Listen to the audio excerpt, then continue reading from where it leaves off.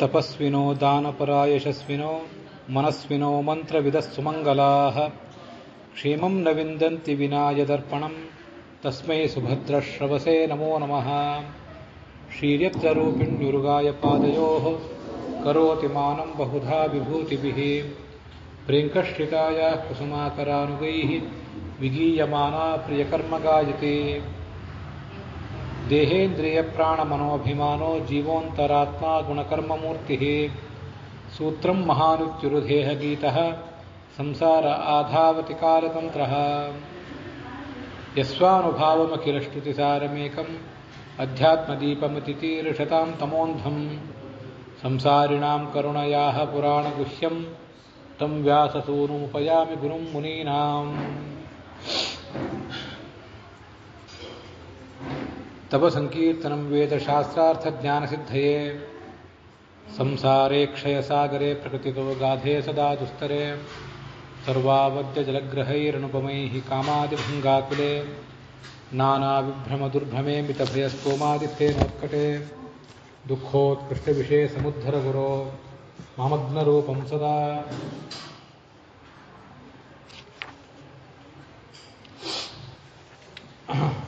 ಶ್ರೀ ಗುರುಭ್ಯೋ ನಮಃ. ಭಾಗವತದ ದ್ವಿತೀಯ ಸ್ಕಂದದ ಅವಲೋಕನ ನಾವೇನು ಮಾಡ್ತಾ ಇದ್ದೀವಿ, ಅದರಲ್ಲಿ ಇವತ್ತು ಇದು 3ನೇ ದಿವಸ. 8, 9 ಮತ್ತು 10 ಈ ಅಧ್ಯಾಯಗಳನ್ನು ನಾವು ಇವತ್ತು ನೋಡಬೇಕಾಗಿದೆ. ಒಟ್ಟು 10 ಅಧ್ಯಾಯಗಳು ಈ ಸ್ಕಂದದಲ್ಲಿ. 3 ಅಧ್ಯಾಯಗಳನ್ನು ಮೊದಲನೇ ದಿವಸ, 4 ಅಧ್ಯಾಯಗಳನ್ನು 2ನೇ ದಿವಸ ನೋಡಿದ್ದೀವಿ. ಇನ್ನು ಉಳಿದ ಅಧ್ಯಾಯಗಳನ್ನು ಇವತ್ತು ನೋಡಬೇಕಾಗಿದೆ. ಅದಕ್ಕಾಗಿ ಆರಂಭದಲ್ಲಿ ನಾವು ಆ ಭಾಗವತದಲ್ಲೇ 2ನೇ ಸ್ಕಂದದಲ್ಲೇ ಬಂದಿರುವಂಥ ತಸ್ಮೈ ಸುಭದ್ರ ಶ್ರವಸೇ ನಮೋ ನಮಃ ಅನ್ನುವ ಮಂಗಲಾಚರಣವನ್ನು ನೋಡಿದ್ದೀವಿ. ಶ್ರೀರ್ಯತ್ರ ರೂಪಿಣ್ಯುರುಗಾಯ ಪಾದಯೋಃ ಅಂತ ಲಕ್ಷ್ಮೀದೇವಿಯ ಸ್ತೋತ್ರ, ಅದು ಕೂಡ ಇವತ್ತಿನ ಭಾಗದಲ್ಲಿ ನಮಗೆ ಅವಲೋಕನಕ್ಕೆ ಬರಬೇಕಾಗಿದೆ. ಅದನ್ನು ಕೂಡ ನೋಡಿದ್ದೀವಿ. ಇವತ್ತು ಗುರುವಾರ ದಿವಸ, ಅದಕ್ಕೆ ಗುರುಗಳಾದಂಥ ರಾಘವೇಂದ್ರ ಸ್ವಾಮಿಗಳ ಸ್ತೋತ್ರದ ಪೂರ್ವಕವಾಗಿ ಇವತ್ತಿನ ಈ ಆಖ್ಯಾನವನ್ನು ನಾವು ಎಲ್ಲರೂ ಕೂಡ ನೋಡಬೇಕಾಗಿದೆ.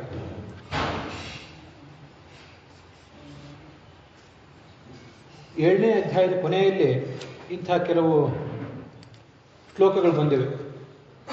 ಅಲ್ಲೇನು ವರ್ಣನೆ ಮಾಡಿದ್ದಾರೆ? ಕಿಂ ಸ್ಯಾದ್ ವರ್ಣಾಶ್ರಮಾಚಾರೈ ಕಿಂ ದಾನೈ ಕಿಂ ತಪಶ್ರುತೈ ಸರ್ವಾಘಗ್ನೋತ್ತಮ ಶ್ಲೋಕೆ ನಚೇತ್ ಭಕ್ತಿ ರಥೋಕ್ಷತೆ. ಇದು 7ನೇ ಅಧ್ಯಾಯದ ಕೊನೆಯಲ್ಲಿ ಬಂದಿರುವಂಥ ಒಂದು ಮಾತು. ಭಗವಂತನ ಕೀರ್ತಿ ಅಂಥದ್ದು ಅಂದರೆ ಎಲ್ಲ ಪಾಪಗಳನ್ನು ಪರಿಹಾರ ಮಾಡುವ ಕೀರ್ತಿ ಅವನು. ಅಂಥ ಕೀರ್ತಿ ಇರುವಂಥ ಭಗವಂತನಲ್ಲಿ ನಾವು ಭಕ್ತಿ ಮಾಡಬೇಕು.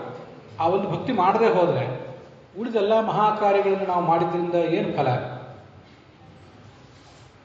ಆಯಾ ವರ್ಣಕ್ಕೆ ತಕ್ಕಂತೆ, ಆಯಾ ಆಶ್ರಮಕ್ಕೆ ತಕ್ಕಂತೆ ಎಲ್ಲ ಕಾರ್ಯಗಳನ್ನು ಮಾಡಬೇಕು ಅಂತ ನಾವೆಲ್ಲ ತೊಡಗುತ್ತೀವಿ, ಹವಣಿಸ್ತೀವಿ.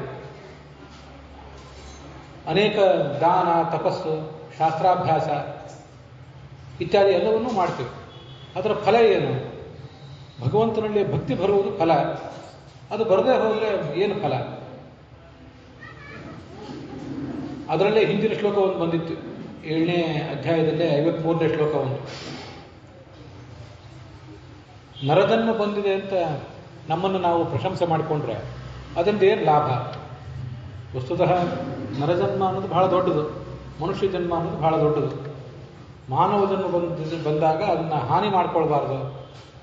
ಇದನ್ನು ಹಾನಿ ಮಾಡ್ಕೊಳ್ಬೇಡ್ರು ಹುಚ್ಚಪ್ಪಗಳಿರ ಅಂತ ದಾಸರು ನಮ್ಮನ್ನು ತಿವಿದು ಎಚ್ಚರಿಸಿದ್ದಾರೆ.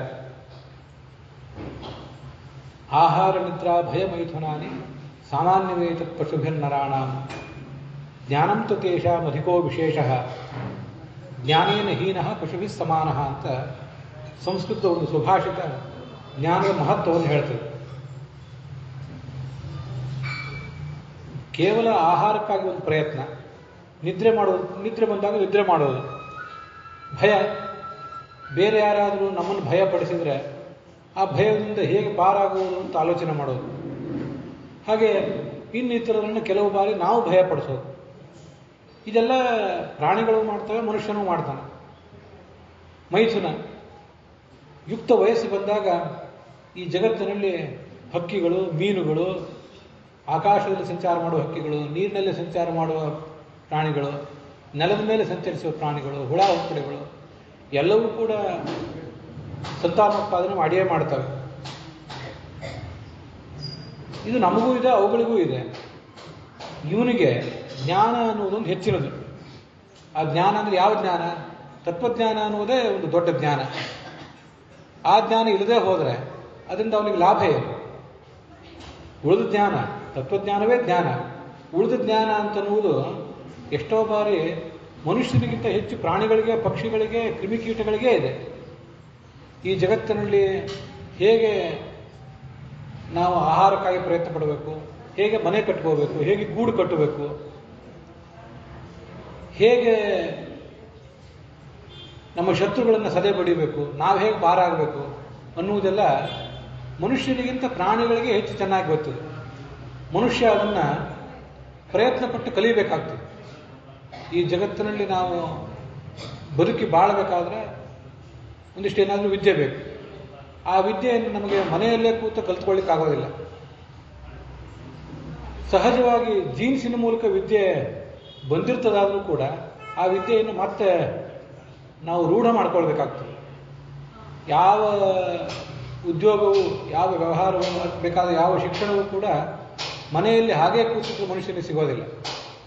ಆದರೆ ಪ್ರಾಣಿಗಳಿಗೂ, ಪಕ್ಷಿಗಳಿಗೆ ಮಾತ್ರ ಬೇರೆ ಯಾರ ಗುರುಗಳು ಅವ್ನು ಹೇಳಿಕೊಡ್ಬೇಕಾಗಿಲ್ಲ, ಯಾವ ಶಾಲಾ ಕಾಲೇಜುಗಳಿಗೂ ಹೋಗಬೇಕಾಗಿಲ್ಲ. ಅವುಗಳ ತಂದೆ ತಾಯಿದ್ದರಿಂದ, ಅವುಗಳ ಜೀನ್ಸಿನ ಮೂಲಕ ಅವುಗಳಿಗೆ ಏನು, ಹೇಗೆ ಬದುಕಬೇಕು ಅನ್ನುವುದೆಲ್ಲ ತಾನಾಗಿ ಬಂದ್ಬಿಡ್ತು. ಬೇಟೆ ಆಡುವುದು ಒಂದಷ್ಟನ್ನು, ಆಹಾರ ಹುಡುಕುವುದು ಒಂದಷ್ಟನ್ನು ತಂದೆ ತಾಯಿಯಂದರು ಆ ಮರಿಗಳಿಗೆ, ಮಕ್ಕಳಿಗೆ ಕಲಿಸ್ತಾರಷ್ಟೆ. ಹೀಗೆ ಎಲ್ಲವೂ ಮಾಡ್ತಾವೆ. ನಾವೇನು ದೊಡ್ಡ ಮನೆ ಕಟ್ಟುವವರಿದ್ದೀವಿ, ನಾವೇನು ದೊಡ್ಡ ಸೇತುವೆ ಕಟ್ಟುವವರಿದ್ದೀವಿ, ಮತ್ತು ಯಾವುದನ್ನಾದರೂ ನಾವೇನು ದೊಡ್ಡ ಸಾಧನೆ ಮಾಡುವರಿದ್ದೀವಿ. ನಾವೇನನ್ನಾದರೂ ಮಾಡಬೇಕಾದ್ರೆ ನಮಗೆ ಪದವಿಗಳು ಬೇಕು. ಪ್ರತಿಯೊಂದಕ್ಕೂ ಇಂಜಿನಿಯರಿಂಗ್ ಪದವಿ ಮೊದಲಾದವುಗಳು ಬೇಕು. ಪ್ರಾಣಿ ಲೋಕದಲ್ಲಿ, ಪಕ್ಷಿ ಲೋಕದಲ್ಲಿ ಮನುಷ್ಯನೇ ನಾಚುವಂತಹ ವಿನ್ಯಾಸ ಕೌಶಲ, ಅಷ್ಟು ಅದ್ಭುತವಾದಂತಹ ಸುರಕ್ಷೆ, ಸೆಕ್ಯೂರಿಟಿ ಇರುವಂತಹ ಗೂಡುಗಳನ್ನು, ಮನೆಗಳನ್ನು ಪಕ್ಷಿಗಳು ಕಟ್ಕೋತವೆ. ವಿಜ್ಞಾನಿಗಳು ಪಕ್ಷಿಗಳು ಕಟ್ಟಿಕೊಂಡು ಗೂಡುಗಳನ್ನು ನೋಡಿ ಆಶ್ಚರ್ಯಪಟ್ಟದ್ದಿದೆ. ಏನಾದರೂ ಚಿಕ್ಕ ಮಕ್ಕಳು ಎಲ್ಲಾದ್ರೂ ನದಿ ತೀರದಲ್ಲಿ ಮತ್ತೆ ಎಲ್ಲಾದ್ರೂ ಕಡೆ ಆಟ ಆಡ್ಲಿಕ್ಕೆ ಹೋಗಿರ್ತಾರಲ್ಲ, ಅಲ್ಲೊಂದೇನೋ ಸುರಂಗ ಮಾರ್ಗ, ಮರಳಿನ ಮನೆ ಏನೇನೋ ಮಾಡಿರ್ತಾರೆ. ಆ ಥರ ಚಿಕ್ಕ ಮಕ್ಕಳು ಏನಾದರೂ ಮಾಡಿದಾರಾ ಇವನ್ನ ಅಂತ ಕೆಲವು ಕಡೆ ನೋಡ್ಲಿಕ್ಕೆ ಹೋದ್ರಂತೆ. ಯಾವ ಚಿಕ್ಕ ಮಕ್ಕಳು ಮಾಡಿದ್ದಲ್ಲ ಅದು. ಪ್ರಾಣಿಗಳು, ಪಕ್ಷಿಗಳು ತಮ್ಮ ಜೀವನಕ್ಕಾಗಿ ಮಾಡಿಕೊಂಡಿರುವಂಥ ಕೆಲವು ಮನೆಗಳು ಇಷ್ಟು ಅದ್ಭುತವಾಗಿ, ಇಷ್ಟು ಸುರಕ್ಷಿತವಾಗಿ ಹೇಗೆ ಗೂಡು ಮಾಡಿಕೊಳ್ತಾವೆ ಅಂತ ವಿಜ್ಞಾನಿಗಳು ಸೋಜಿಗಪಟ್ಟದ್ದು. ಅನೇಕ ಪ್ರಾಣಿಗಳಿಗೆ ನೀರಿನ ಆಸರೆ ಬೇಕಾಗ್ತದೆ ಯಾವತ್ತೂ ಕೂಡ. ನೀರಿನ ಆಸರೆ ಬರಬೇಕು ಅಂದರೆ ನೀರು ಎಲ್ಲ ಸಂದರ್ಭದಲ್ಲಿ ಎಲ್ಲಿ ಸಿಗಬೇಕು? ನಮಗೂ ಕುಡಿಯಲಿಕ್ಕೆ ನೀರು ಬೇಕು, ಸ್ನಾನಕ್ಕೆ ನೀರು ಬೇಕು, ಕೃಷಿಗೆ ನೀರು ಬೇಕು. ಅದಕ್ಕಾಗಿ ನಾವು ನಮ್ಮ ಸಮೀಪ, ನಗರಗಳ ಸಮೀಪ, ಹಳ್ಳಿಗಳ ಸಮೀಪ ಹರಿಯುವಂಥ ನದಿಗಳಿಗೆ ಡ್ಯಾಮ್ ಕಟ್ತೇವೆ. ಡ್ಯಾಮ್ ಕಟ್ಟಿ ನಮಗದು ಉಪಯೋಗ ಆಗುವಂತೆ ಮಾಡ್ಕೊಳ್ತೇವೆ. ಕಟ್ಟದೆ ಹೋದರೆ ನೀರು ಹಾಗೆ ಸಮುದ್ರಕ್ಕೆ ಹರಿದು ಹೋಗ್ತದೆ. ಹರಿದು ಹೋಗುವ ಆ ನೀರಿಗೆ ಒಂದು ದಿಕ್ಕು ತೋರಿಸಿ ನಮ್ಮ ಕಡೆಗೆ ಅದು ಬರುವಂತೆ ಮಾಡ್ಕೊಳ್ತೇವೆ ಕೆಲವು ಬಾರಿ. ಕೆಲವು ಕಡೆ ಅದು ಒಂದು ಕಡೆ ಸಂಗ್ರಹ ಆಗುವಂತೆ ಮಾಡ್ಕೊಳ್ತೇವೆ. ಇದೆಲ್ಲ ನಮ್ಮ ನಿರ್ಮಾಣ ಕೌಶಲ. ಅನೇಕ ಪ್ರಾಣಿಗಳಿವೆ. ಬೀವರ್ ಅಂತ ಒಂದು ಪ್ರಾಣಿ ಇದೆ. ಅದು ಸಣ್ಣ ಸಣ್ಣ ತೊರೆಗಳು, ಚಿಕ್ಕ ಚಿಕ್ಕ ಹಳ್ಳಗಳು ಹರಿಯುವ ಪರಿಸರದಲ್ಲಿ ವಾಸ ಮಾಡ್ತದೆ. ಅದಕ್ಕೆ ಯಾವಾಗಲೂ ನೀರು ಬೇಕು ಉಳಿದ ಪ್ರಾಣಿಗಳಿಗಿಂತ. ಆ ಸಣ್ಣ ಸಣ್ಣ ತೊರೆಗಳಿಗೆ, ಕಿರು ತೊರೆಗಳಿಗೆ ಅದೊಂದು ಸಣ್ಣ ಚೆಕ್ ಡ್ಯಾಮ್ ಕಟ್ಟಿದಂತೆ ಚೆಕ್ ಡ್ಯಾಮ್ ಕಟ್ತದೆ. ಯಾರು ಹೇಳ್ಕೊಟ್ಟಿದ್ರು ಆ ಪ್ರಾಣಿಗೆ? ಇರುವೆಗಳು ಎಷ್ಟು ಸಾಂಘಿಕ ಜೀವನ ನಡೆಸ್ತವೆ. ನಾವು ಮನುಷ್ಯರು ದನ, ಎಮ್ಮೆ, ಆಕಳು ಮೊದಲಾದವುಗಳನ್ನು ಸಾಕಿ ಅವುಗಳ ಮೂಲಕ ಹಾಲು ಪಡ್ಕೊಳ್ಳುವಂತೆ ಅವು ಕೆಲವು ಪ್ರಾಣಿಗಳನ್ನು ಸಾಕಿ, ಕೆಲವು ಕೀಟಗಳನ್ನು ಸಾಕಿ ಅವುಗಳ ಮೂಲಕ ತಮ್ಮ ಕೆಲಸ ಮಾಡಿಸ್ಕೋತವೆ. ಕೆಲವು ಇರುವೆಗಳು ಆ ಬೇರೆ ಕೀಟಗಳ ಮೈ ಮೇಲೆ ಹರಿಯುವ ಒಂದು ರಸವನ್ನು ನಾವು ಹೇಗೆ ಹಾಲು ಸ್ವೀಕಾರ ಮಾಡ್ತೀವಲ್ಲ ಬೇರೆ ಪ್ರಾಣಿಗಳಿಂದ, ಹಾಗೆ ಹಾಲಿಗಾಗಿ ಅದರಿಂದ ಬೇಕಾದ ಅನುಕೂಲಕ್ಕಾಗಿ ಬೇರೆ ಪ್ರಾಣಿಗಳನ್ನು ಸಾಕ್ತವೆ. ನಾವು ಮಾಡುವ ಎಲ್ಲ ಕೆಲಸವನ್ನು ಅವು ಮಾಡಿವೆ. ಶತ್ರುಗಳ ಮೇಲೆ ದಂಡೆತ್ತಿ ಹೋಗಬೇಕಾದ್ರೆ ಎಷ್ಟು ಸಾಂಘಿಕವಾಗಿ, ಎಷ್ಟು ಶಿಸ್ತುಬದ್ಧವಾಗಿ ದಂಡೆತ್ತಿ ಹೋಗ್ತವೆ, ಶತ್ರುಗಳಿಂದ ತಮ್ಮನ್ನು ಕಾಪಾಡಿಕೊಳ್ತವೆ. ಹಾಗಾಗಿ ಮನುಷ್ಯ ಇಷ್ಟೆಲ್ಲ ಪ್ರಯತ್ನಪಟ್ಟು ಮಾಡಿದ್ದೇನೆ. ಇದೊಂದು ನಮಗೆ ಎಲ್ಲಿಯಾದರೂ ಗೊತ್ತಿರಬೇಕು. ಮನುಷ್ಯನ ಈ ಶರೀರ ರಚನೆ ಏನಿದೆ ಅದರಲ್ಲಿ ಅವನ ಮೆದುಳು ಬಹಳ ದೊಡ್ಡದಂತ. ತಿಮಿಂಗಿಲದಂಥ, ಆನೆಯಂಥ ದೊಡ್ಡ ದೊಡ್ಡ ಪ್ರಾಣಿಗಳು ಇರ್ತಿರ್ತವೆ. ಅದರ ಶರೀರ ಇನ್ನೂ ದೊಡ್ಡದು. ಆದರೆ ಅವುಗಳ ಶರೀರಕ್ಕೆ ತಕ್ಕಂತೆ ಅವುಗಳ ಮೆದುಳು ದೊಡ್ಡದಾಗಿಲ್ಲಂತೆ, ಸಣ್ಣದಾಗೇ ಇರ್ತದಂತದ್ರ ಮೆದುಳು. ಶರೀರ ದೊಡ್ಡದದು, ಮೆದುಳು ಸಣ್ಣದು. ಇವನದು ಅವುಗಳಿಗೆ ಹೋಲಿಸಿದ್ರೆ ಶರೀರ ದೊಡ್ಡದು, ಶರೀರ ಸಣ್ಣದು. ಆದರೆ ಅವನ ಶರೀರದ ಗಾತ್ರಕ್ಕೆ ಹೋಲಿಸಿದರೆ ಆ ಮೆದುಳು ಅನ್ನೋದು ಬಹಳ ದೊಡ್ಡದಾಗಿರ್ತದಂತೆ. ಇಷ್ಟು ವಿಕಸಿತವಾದ ಮೆದುಳು ಒಂದು ಮನುಷ್ಯನದು. ಸರಿ, ಅಷ್ಟು ವಿಕಸಿತವಾದ ಮೆದುಳನ್ನು ಉಪಯೋಗ ಮಾಡಿಕೊಂಡು ಮಾಡಿದ್ದೇನೆ, ನರಜನ್ಮ ಬಂದಿದೆ ಅಂತ ನಾನು ಮನುಷ್ಯ, ಈ ಜಗತ್ತಿನಲ್ಲಿ ನಾನು ದೊಡ್ಡ ಬುದ್ಧಿವಂತ ಅಂತ ತಿಳ್ಕೊಂಡು ಅವನು ಮಾಡಿದ್ದೇನೆ. ಕೊನೆಗೂ ಕೇವಲ ಹೊಟ್ಟೆ ಹೊರ್ಕೊಳ್ಳೋದಕ್ಕಾಗಿಯೇ ಪ್ರಯತ್ನ ಮಾಡಿದ್ದಾಗ ಅದರಿಂದ ಲಾಭವೇನಿದೆ? ಏನು ಲಾಭವೂ ಅದರಿಂದ ಇಲ್ಲ. ಎಲ್ಲ ಆಗುವುದು ಏನನ್ನಾದರೂ ತತ್ವಜ್ಞಾನ ಗಳಿಸಿದ್ರೆ ಅದರಿಂದ ಆಗ್ತದಷ್ಟೆ.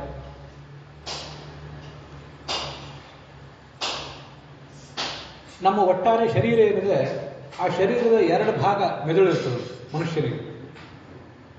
ಚಿಂಪಾಂಜಿಗಳಿಗೆ ಅದರ ಒಟ್ಟಾರೆ ಶರೀರದ ಭಾಗದ 0.8 ಅಷ್ಟೇ ಮೆದುಳು ಇರ್ತದೆ.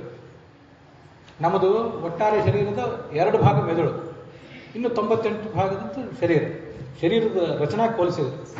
ಚಿಂಪಾಂಜಿಗಳಿಗೆ 0.8 ಮಾತ್ರ. ಆನೆ ಶರೀರ ಮತ್ತೂ ದೊಡ್ಡದು, ಅದರ ಮೆದುಳು ಮತ್ತೂ ಸಣ್ಣದು. 0.1 ಮಾತ್ರ ಅದರ ಮೆದುಳು. ಆನೆ ಗಾತ್ರಕ್ಕೆ ಹೋಲಿಸಿದ್ರೆ ಮೆದುಳು ದೊಡ್ಡದಿರ್ಬೇಕಿತ್ತಲ್ಲ, ಇಲ್ಲ. ಇನ್ನೂ 1-2 ಉದಾಹರಣೆಗಳನ್ನಾಗಿ ಅದನ್ನು ಹೇಳಿದೆ ಅಷ್ಟೇ.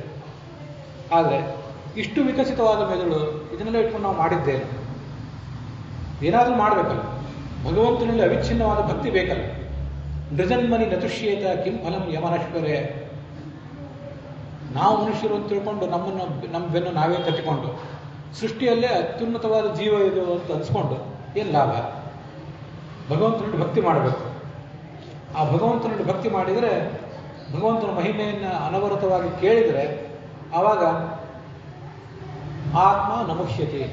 ಈ ಜೀವಕ್ಕೆ ಅಹಂಕಾರ, ಮಮಕಾರ ಇದ್ಯಾವುದು ತಟ್ಟುವುದಿಲ್ಲ. ಶುದ್ಧವಾದ ಬದುಕನ್ನು ಬದುಕಲಿಕ್ಕೆ ಇದು ಸಾಧ್ಯ ಆಗ್ತದೆ. ಆ ರಾಜ, ಪರೀಕ್ಷಿತ ರಾಜ, ಶುಕಾಚಾರ್ಯನನ್ನು ಕೇಳಿದೆ. ಹಿಂದೆ ಇದನ್ನು ಚತುರ್ಮುಖ ಬ್ರಹ್ಮ ನಾರದರಿಗೆ ತಿಳಿಸಿದ. ಆ ನಾರದರಿಗೆ ಹೇಳಿ, ಇದನ್ನೆಲ್ಲ ನೀನು ವ್ಯಾಸರಿಗೆ ಹೋಗಿ ಹೇಳು, ವ್ಯಾಸರಿಗೆ ಹೋಗಿ ಹೇಳಿ, ವ್ಯಾಸರು ಭಾಗವತವನ್ನು ರಚನೆ ಮಾಡಲಿ ಅಂತ ಅವ್ರನ್ನ ಪ್ರೇರಿಸಿದೆ. ಅದೇನು ಹೇಳಿದ್ರು ಅದನ್ನು ನೀವು ವಿಸ್ತಾರವಾಗಿ ಹೇಳ್ರಿ. ಭಾಗವತದ 1ನೇ ಸ್ಕಂದ ಮುಕ್ತಾಯ ಕಂಡಿದೆ, 2ನೇ ಸ್ಕಂದ ಪ್ರವೇಶ ಆಗಿದೆ. ವಸ್ತುತಃ ಇನ್ನೂ ಭಾಗವತದ ಕಥಾ ಅಂತಂದು ಪ್ರಾರಂಭ ಕಂಡಿಲ್ಲ, ಇನ್ನು ಮುಂದೆನೇ ಅದು ಪ್ರಾರಂಭ ಕಾಣಬೇಕಾಗಿದೆ. ವೇದವ್ಯಾಸರು ಹೇಳಿದ ಎಲ್ಲ ವಿಸ್ತಾರವನ್ನು ನೀವು ನನಗೆ ಹೇಳ್ರಿ. ಅದನ್ನು ಕೇಳಿದರೆ ನಾನು ಭಗವಂತನ ಸ್ಥಿರವಾದ ಮನಸ್ಸನ್ನು ಇಟ್ಟು ನನ್ನ ಈ ಶರೀರವನ್ನು ಪರಿತ್ಯಾಗ ಮಾಡಲಿಕ್ಕೆ ಅನುಕೂಲ ಆಗ್ತದೆ. ಶರೀರ ಪರಿತ್ಯಾಗ ಮಾಡುವುದು ನಿಶ್ಚಿತ. ನಾನೀಗ ಶರೀರವನ್ನು ಈ ಮೂಲಕ ಪರಿತ್ಯಾಗ ಮಾಡಬೇಕು ಅಂತ ಬಯಸಿದ್ದೀನಿ. ಅದನ್ನು ಹೇಳಿದೆ ನನಗೆ.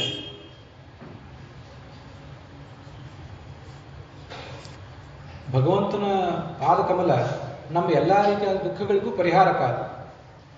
ಒಂದು ಬಾರಿ ಭಗವಂತನ ಪಾದಕಮಲವನ್ನು ಆಶ್ರಯಿಸಿ ಅದು ಎಷ್ಟು ಅದ್ಭುತವಾದ ಶಕ್ತಿ ಉಳ್ಳದ್ದು ಅಂತ ಗೊತ್ತಾದರೆ ಮುಂದೆ ಆ ಪಾದವನ್ನು ಯಾವತ್ತೂ ಮನುಷ್ಯ ಬಿಡಲಿಕ್ಕೆ ಬಯಸೋದಿಲ್ಲ. ಕೃಷ್ಣ ಪಾದ ಮೂಲಂ ನಮುಂಚತಿ. ಹೇಗೆ ಅಂದರೆ, ಎಲ್ಲೋ ಯಾತ್ರೆಗೆ ಹೋಗಿದ್ದೀವಿ, ದೀರ್ಘಕಾಲದ ಯಾತ್ರೆ, ದಣದು ಮರಳಿ ಮನೆಗೆ ಬಂದಿದ್ದೀವಿ.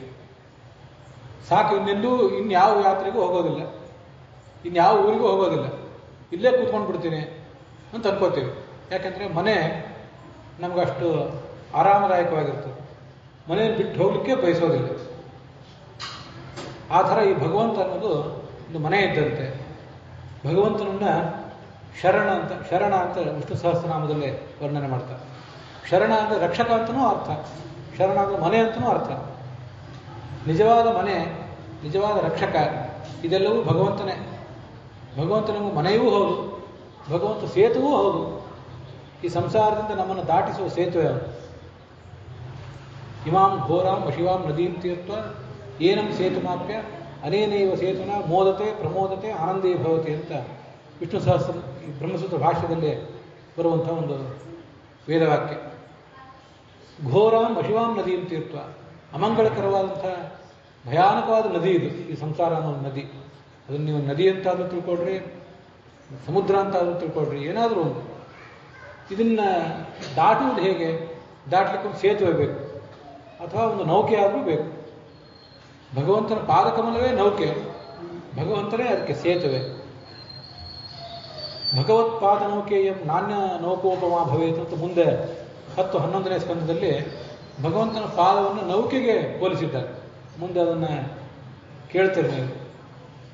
ಭಗವಂತನನ್ನು ಸೇತು ಅಂತ ಹೇಳಿದ್ದು ಇಲ್ಲಿ ಈ ಬ್ರಹ್ಮಸೂತ್ರ ಭಾಷ್ಯದ ಒಂದು ವೇದವಾಕ್ಯದಲ್ಲಿ ಕಾಣಿಸ್ತದೆ. ಇನ್ನೊಂದು ಸೇತುವೆ, ಇದು ಎಂಥ ಅದ್ಭುತವಾದ ಸೇತುವೆ ಅಂದರೆ, ಈ ಸೇತುವೆಯನ್ನು ಒಂದು ಬಾರಿ ಏರಿದ ಮೇಲೆ ಮುಂದೆ ಹೋಗಬೇಕು ಅಂತ ಅನಿಸೋದಿಲ್ಲ. ಏನಂ ಸೇತು ಮಾಪ್ಯ, ಅದೇ ಸೇತುವೆ ಮೇಲೆ ಎದ್ದು ಬಿಡೋಣ ಅಂತ ಅನಿಸ್ತದೆ. ಈ ಜಗತ್ತಿನಲ್ಲಿ ಮಕ್ಕಳನ್ನು ಕರ್ಕೊಂಡು ನೀವು ಎಲ್ಲಾದರೂ ಹೊರಟಿದ್ದೇವೆ ಅಂತ ಒಂದು ಕಲ್ಪನೆ ಮಾಡಿಕೊಡ್ರಿ. ಈ ಕಡೆ ನದಿಯ ಈ ಕಡೆ ದಡದಲ್ಲಿದ್ದೀವಿ, ಸೇತುವೆ ಮೇಲೆ ಕಾಲಿಟ್ಟೆವು, ಆ ಕಡೆ ಹೋಗಬೇಕಾಗಿದೆ. ಅಲ್ಲಿ ಮತ್ತೊಂದು ಯಾವುದೋ ಸುಂದರವಾದ ಪರಿಸರಕ್ಕೆ ನಾವು ಹೋಗಬೇಕಾಗಿದೆ, ಅಲ್ಲಿ ನೋಡಬೇಕಾಗಿದೆ. ಅಥವಾ ಆ ಕಡೆ ನಮ್ಮ ಮನೆ ಇದೆ. ಸೇತುವೆ ಮೇಲೆ ಹೊರಟಿದ್ದಾಗ ಮಕ್ಕಳಿಗೆ ಆ ಸೇತುವೆ ಮೇಲೇ ಇದ್ದು ಬಿಡೋಣ ಅಂತ ಅನಿಸ್ತಿರ್ತದೆ. ಅವು ಆ ಕಡೆ ಬರಲಿಕ್ಕೆ ಕೇಳೋದಿಲ್ಲ, ಮನಸ್ಸೇ ಮಾಡೋದಿಲ್ಲ. ಆವಾಗ ದೊಡ್ಡವರು ಹೇಳ್ತಿರ್ತಾರೆ, ಬೇಡ ಇಲ್ಲಿರೋದು ಬೇಡ, ಅಲ್ಲಿ ಹೋಗೋಣ. ಈ ಸೇತುವೆ ಇರೋದು ಕೇವಲ ದಾಟ್ಲಿಕ್ಕಾಗಿ ಮಾತ್ರ. ಸೇತುವೆ ಕಾಯಂ ನೆಲೆ ಅಲ್ಲ, ಕಾಯಂ ಮೇಲೆ ಬೇರೆನೇ ಒಂದಿದೆ ಅಂತ ಮಕ್ಕಳಿಗೆ ಹೇಳ್ತಿರ್ತಾರೆ. ಹಾಗೆ ಭಗವಂತ ಎಂಬ ಸೇತುವೆಯನ್ನು ಏರಿ ನಾವು ಆ ಕಡೆ ಸಂಸಾರದ ಆ ಕಡೆ ದಡವನ್ನು ಏರ್ಲಿಕ್ಕೆ ಹೊರಟಿದ್ದೀವಲ್ಲ, ಆದರೆ ಈ ಭಗವಂತ ಎಂಬ ಸೇತುವೆ ಮಾತ್ರ ಉಳಿದ ಸೇತುವೆಗಳಂತೆ ಅಲ್ಲ, ಉಳಿದ ನೌಕೆಗಳಂತೆ ಅಲ್ಲ. ಇವು ಒಂದು ಬಾರಿ ಆ ನೌಕೆಯನ್ನು ಏರಿದ್ರೆ ಸಾಕು, ಆ ಸೇತುವೆ ಮೇಲೆ ಒಂದು ಬಾರಿ ಕಾಲಿಟ್ಟರೆ ಸಾಕು, ಇನ್ನೇನೂ ಬೇಡ ಅಂತ ಕಾಣಿಸ್ತದೆ. ಎಲ್ಲಿ ಹೋಗುವುದು ಬೇಡ. ಭಗವಂತನ ಪಾದ ಕಮಲವನ್ನು ಗಟ್ಟಿಯಾಗಿ ಹಿಡ್ಕೊಂಡಿದ್ದೇವೆ, ಅದನ್ನು ಆಶ್ರಯಿಸಿದ್ದೇವೆ. ಮುಳುಗುವವನಿಗೆ ಹುಲ್ಲು ಕಡ್ಡಿಯೂ ಆಸರೆ ಅಂತಂತಿರ್ತಾರೆ. ಸಂಸಾರದಲ್ಲಿ ಮುಳುಗುವವರಿಗೆ ಹುಲ್ಲು ಕಡ್ಡಿ ಅಲ್ಲ, ಭಗವಂತನ ಪಾದಕಮಲವೇ ಸಿಕ್ಕಿಬಿಟ್ಟಿದೆ. ಎಂಥದ್ದು ಭಗವಂತನ ಪಾದಕಮಲ, ಬಹಳ ದೊಡ್ಡದದು. ಪುರಂದರ ವಿಠಲನ ಪಾದವ ಕಂಡೆ ಪರ್ವತ ಗಡತಾರ. ನಮ್ಮಲ್ಲಿ ಸುಳ್ಳೇ ಇಲ್ಲ, ನಾವು ಯಾವತ್ತೂ ಸುಳ್ಳು ಹೇಳೋರಲ್ಲ, ಸುಳ್ಳು ನಮ್ಮಲ್ಲಿಲ್ಲ. ಆದರೆ ಇದೇನು ಹೇಳ್ತಾ ಇದ್ದೀರಲ್ಲ ಅಂದರೆ, ಪುರಂದರ ವಿಠಲನ ಪಾದವ ಕಂಡೆ, ಭಗವಂತನ ಪಾದವನ್ನು ನಾನು ನೋಡಿದೆ. ಅದೆಂಥದ್ದು ಅಂದರೆ ದೊಡ್ಡ ಪರ್ವತಾಕಾರವಾದ ಪಾದ. ಅದು ಅಷ್ಟು ದೊಡ್ಡ ಪಾದವೇ ಸಿಕ್ಕಿರುವಾಗ ಮುಳುಗೋದು ಹೇಗೆ? ಹುಲ್ಲು ಕಡ್ಡಿನೂ ಬಿಡ್ಲಿಕ್ಕೆ ಇರೋದಿಲ್ಲ ಮುಳುಗುವವರು. ಅಂಥದ್ರಲ್ಲಿ ದೊಡ್ಡ ಒಂದು ಮರದ ಕೊರಡು ಏನಾದ್ರು ಸಿಕ್ಕರೆ ಅದನ್ನು ಏರಿ ಅನಾಯಾಸವಾಗಿ ಆ ಪ್ರವಾಹವನ್ನು ದಾಟ್ತೀವಲ್ಲ, ಹಾಗೆ ಭಗವಂತನ ಪಾದಕಮಲ ಸಿಕ್ಕ ಮೇಲೆ ಇನ್ನು ಆಗಬೇಕಾದದ್ದೇನಿದೆ ಅಂತ ಆ ಪಾದಕಮಲದ ಮಹತ್ವ ಹೇಳ್ತಾರೆ.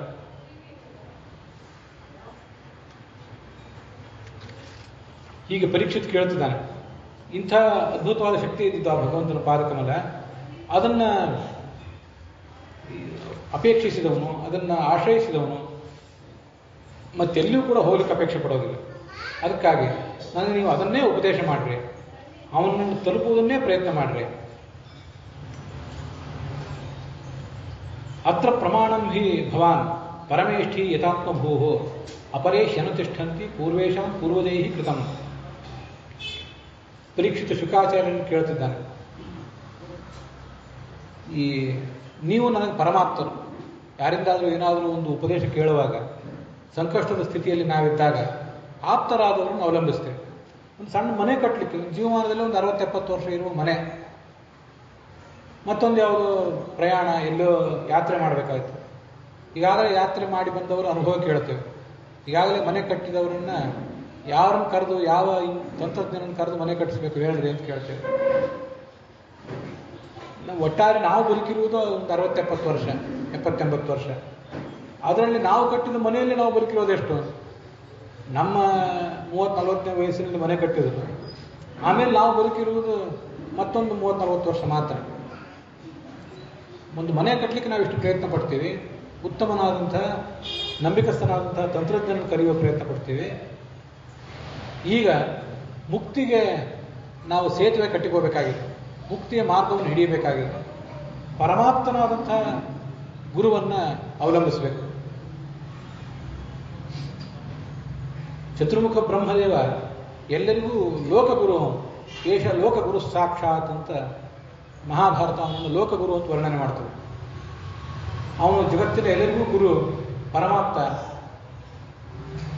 ಅದು ಹೌದು, ಅವನಿಂದ ಉಪದೇಶ ಪಡೆದವರು, ಮತ್ತೆ ವೇದವ್ಯಾಸರ ಮೂಲಕ ಉಪದೇಶ ಪಡೆದವರು, ನಾರದರ ಮೂಲಕ ಈ ಜ್ಞಾನ ಹರಿದು ಬಂದಿದೆ. ಅದರಿಂದ ನೀವು ಕೂಡ ನನಗೆ ಪರಮಾಪ್ತರೇ, ಅದರಿಂದ ನಿಮ್ಮನ್ನು ನಂಬಿ ಬಂದಿದ್ದೀನಿ ನನಗೆ. ನಿಮಗಿಂತ ಹೆಚ್ಚು ಆಪ್ತನಾದವನು ಬೇರೆ ಯಾರೂ ಇಲ್ಲ, ನೀವು ನನಗದನ್ನು ಉಪದೇಶ ಮಾಡಿ. ನಾನೀಗ 7 ದಿವಸದ ಉಪವಾಸದ ಕಾಲದಲ್ಲಿದ್ದೇನೆ, ಏನೂ ಆಹಾರ ತಗೊಂಡಿಲ್ಲ. ಆದರೆ ನನ್ನ ಕಣ್ಣು, ಕಿವಿ ಮೊದಲಾದ ಯಾವ ಇಂದ್ರಿಯಗಳ ಶಕ್ತಿಯೂ ಕಡಿಮೆ ಆಗಿಲ್ಲ. ಒಂದು ದಿವಸ ಉಪವಾಸ ಮಾಡಿದರೆ ಏಕಾದಶಿ ದಿವಸ ಸಾಯಂಕಾಲ ಪ್ರವಚನ ಮಾಡುವುದೇ ಕಷ್ಟ ಆಗಿರ್ತದೆ, ಪ್ರವಚನ ಕೇಳುವವರಿಗೂ ಕಷ್ಟ ಆಗ್ತಿರ್ತದೆ. ಮನುಷ್ಯನ ಸ್ಥಿತಿ ಇಂಥದ್ದು. ತುಂಬ ಹಸಿವಾದಾಗ, ದಣಿವಾದಾಗಲೂ ಅವನಿಗೇನೂ ಬೇಡ ಅನ್ನಿಸ್ತದೆ. ಚೆನ್ನಾಗಿ ಊಟ ಆದ್ಮೇಲೂ ಇನ್ನೊಂದು 2-3 ಗಂಟೆ ನಮ್ಮನ್ನು ಮಾತಾಡಿಸ್ಬೇಡ್ರಿ ಅಂತಂತಿರ್ತದೆ. ಎಲ್ಲವೂ ಇವನಿಗೆ ಕಡಿಮೆ ಆದರೂ ಕಷ್ಟ, ಹೆಚ್ಚಾದರೂ ಕಷ್ಟ. ಒಂದು ವಾರ ಉಪವಾಸ ಇದ್ದಾನೆ, ಆದರೆ ನನ್ನ ಕಣ್ಣಿನ ಕಿವಿಯ ಶಕ್ತಿ ಕಡಿಮೆ ಆಗಿಲ್ಲ. ಯಾಕೆಂದರೆ ಆಹಾರ ತಿಂದಿಲ್ಲದೆ ಇರ್ಬೋದು ನಾನು, ಆದರೆ ನೀವು ನನಗೆ ಆ ಭಗವಂತನ ಕಥಾಮೃತ ಅನ್ನುವ ಅಮೃತವನ್ನು ಉಣಿಸ್ತಾ ಇದ್ದೀರಿ, ಅದರಿಂದ ನನಗೇನೂ ತೊಂದರೆ ಆಗಲಿಲ್ಲ. ನೀವು ನನಗೆ ಉಪದೇಶ ಪ್ರಾರಂಭಿಸಿರಿ ಅಂತ ಕೇಳ್ತಿದ್ದಾನೆ. ಸ ಉಪಾಮಂತ್ರಿತೋ ರಾಜ್ಞಾ ಕಥಯಾಮಿತಿ ಸತ್ಕತೆ ಬ್ರಹ್ಮರಾತಃ ಪ್ರಶಂಪ್ರೀತಃ ವಿಷ್ಣುರಾತೇನ ಸಂಸದಿ. ಮೊದಲನೇ ದಿವಸ ಹೇಳಿದೆ, ಪರೀಕ್ಷಿತ ಮತ್ತು ಶುಕಾಚಾರ್ಯ ಅನ್ನುವ ಹೆಸರುಗಳಿಗಿಂತ ಬ್ರಹ್ಮರಾತ ಅನ್ನುವ ಹೆಸರು ಶುಕಾಚಾರ್ಯನಿಗೆ ಹೆಚ್ಚು ನಮ್ಮ ಕಿವಿಗೆ, ನಮಗೆ ಸಂತೋಷ ಕೊಡ್ತದೆ. ಪರೀಕ್ಷಿತ ಅನ್ನುವ ಹೆಸರಿನಿಗಿಂತ ವಿಷ್ಣುರಾತ ಅನ್ನುವ ಹೆಸರು ಹೆಚ್ಚು ಸೂಟ್ ಆಗ್ತದೆ ಈ ಪರೀಕ್ಷಿತನಿಗೂ ಕೂಡ. ಯಾಕೆಂದರೆ ಬಾಲೋಪಿಸ ಗುರುತ್ವೇನ ಮುನಿಭ್ಯೋ ಬ್ರಹ್ಮಣಾಯಿತಃ ದತ್ತೋತು ಬ್ರಹ್ಮರಾತೇತಿ ನಾಮ ವೈಯಾಸಿಕೇರಭೂತ್ ಅಂತ ಬ್ರಹ್ಮಪುರಾಣ ಆಚಾರ್ಯ ಭಾಗವತ ತಾತ್ಪರ್ಯದಲ್ಲಿ ಹೇಳ್ತಾರೆ. ಸಣ್ಣವನವನು ಶುಕಾಚಾರ್ಯ, ತುಂಬ ಸಣ್ಣವನಂತಲೇ ಇರ್ತಿದ್ದ ಯಾವತ್ತೂ ಕೂಡ. ಕೇವಲ 16 ವರ್ಷದವನಂತೆ ಶುಕಾಚಾರ್ಯ ಕಾಣಿಸ್ಕೊತಿದ್ದ. ಅಂಥವನನ್ನು ತಗೊಳ್ರಿ, ಗುರುವರನ್ನು, ಈ ಗುರುವಿನ ಮೂಲಕ ಜ್ಞಾನೋಪದೇಶ ಪಡ್ಕೊಳ್ರಿ ಅಂತ ಚತುರ್ಮುಖ ಬ್ರಹ್ಮದೇವ ಎಲ್ಲ ಮುನಿಗಳಿಗೂ ಒಪ್ಪಿಸಿಕೊಟ್ಟಿದ್ದರು. ಆದ್ದರಿಂದ ಅವನಿಗೆ ಬ್ರಹ್ಮರಾತ ಅಂತ ಹೆಸರು. ಚತುರ್ಮುಖ ಬ್ರಹ್ಮನಿಂದ ಕೊಡಲ್ಪಟ್ಟವನು ಅಂತ. ಪರೀಕ್ಷಿತ ರಾಜನಿಗೆ ವಿಷ್ಣುರಾತ ಅಂತ ಹೆಸರು. ಅವನ ಜೀವನವೇ ಈ ಭಗವಂತನ ಅಧೀನ. ಸತ್ತೇ ಹೋಗಿದ್ದ ಅವನನ್ನು ಭಗವಂತ ಮತ್ತೆ ಈ ಭೂಮಿಗೆ ತಂದ. ಹಾಗಾಗಿ ಅವನು ವಿಷ್ಣುರಾತ ಪರೀಕ್ಷಿತ, ಈ ಶುಕಾಚಾರ್ಯ ಬ್ರಹ್ಮರಾತ. ಆ ಶುಕಾಚಾರ್ಯ ಬ್ರಹ್ಮರಾತ ಆ ವಿಷ್ಣುರಾತನ ಪ್ರಶ್ನೆಗಳಿಗೆ ಉತ್ತರ ರೂಪವಾಗಿ ಮುಂದೆ ಹೇಳ್ತಾ ಹೋದ.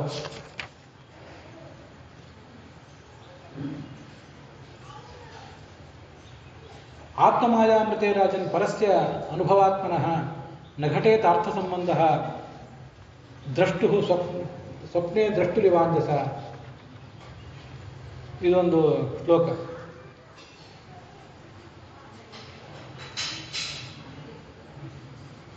ಭಗವಂತನ ಇಚ್ಛೆಯಿಂದ ಮತ್ತು ಭಗವಂತನಿಗೆ ಅಧೀನವಾದಂತಹ ಪ್ರಕೃತಿಯಿಂದ ನಮಗೆ ಈ ಶರೀರ ಮೊದಲಾದದೆಲ್ಲ ಬಂದಿದೆ. ಇಲ್ಲದೆ ಹೋದರೆ ಅದು ಬರುವುದು ಹೇಗೆ ಸಾಧ್ಯ? ಇದನ್ನು ನಾವು ಆಲೋಚನೆ ಮಾಡೋಣ.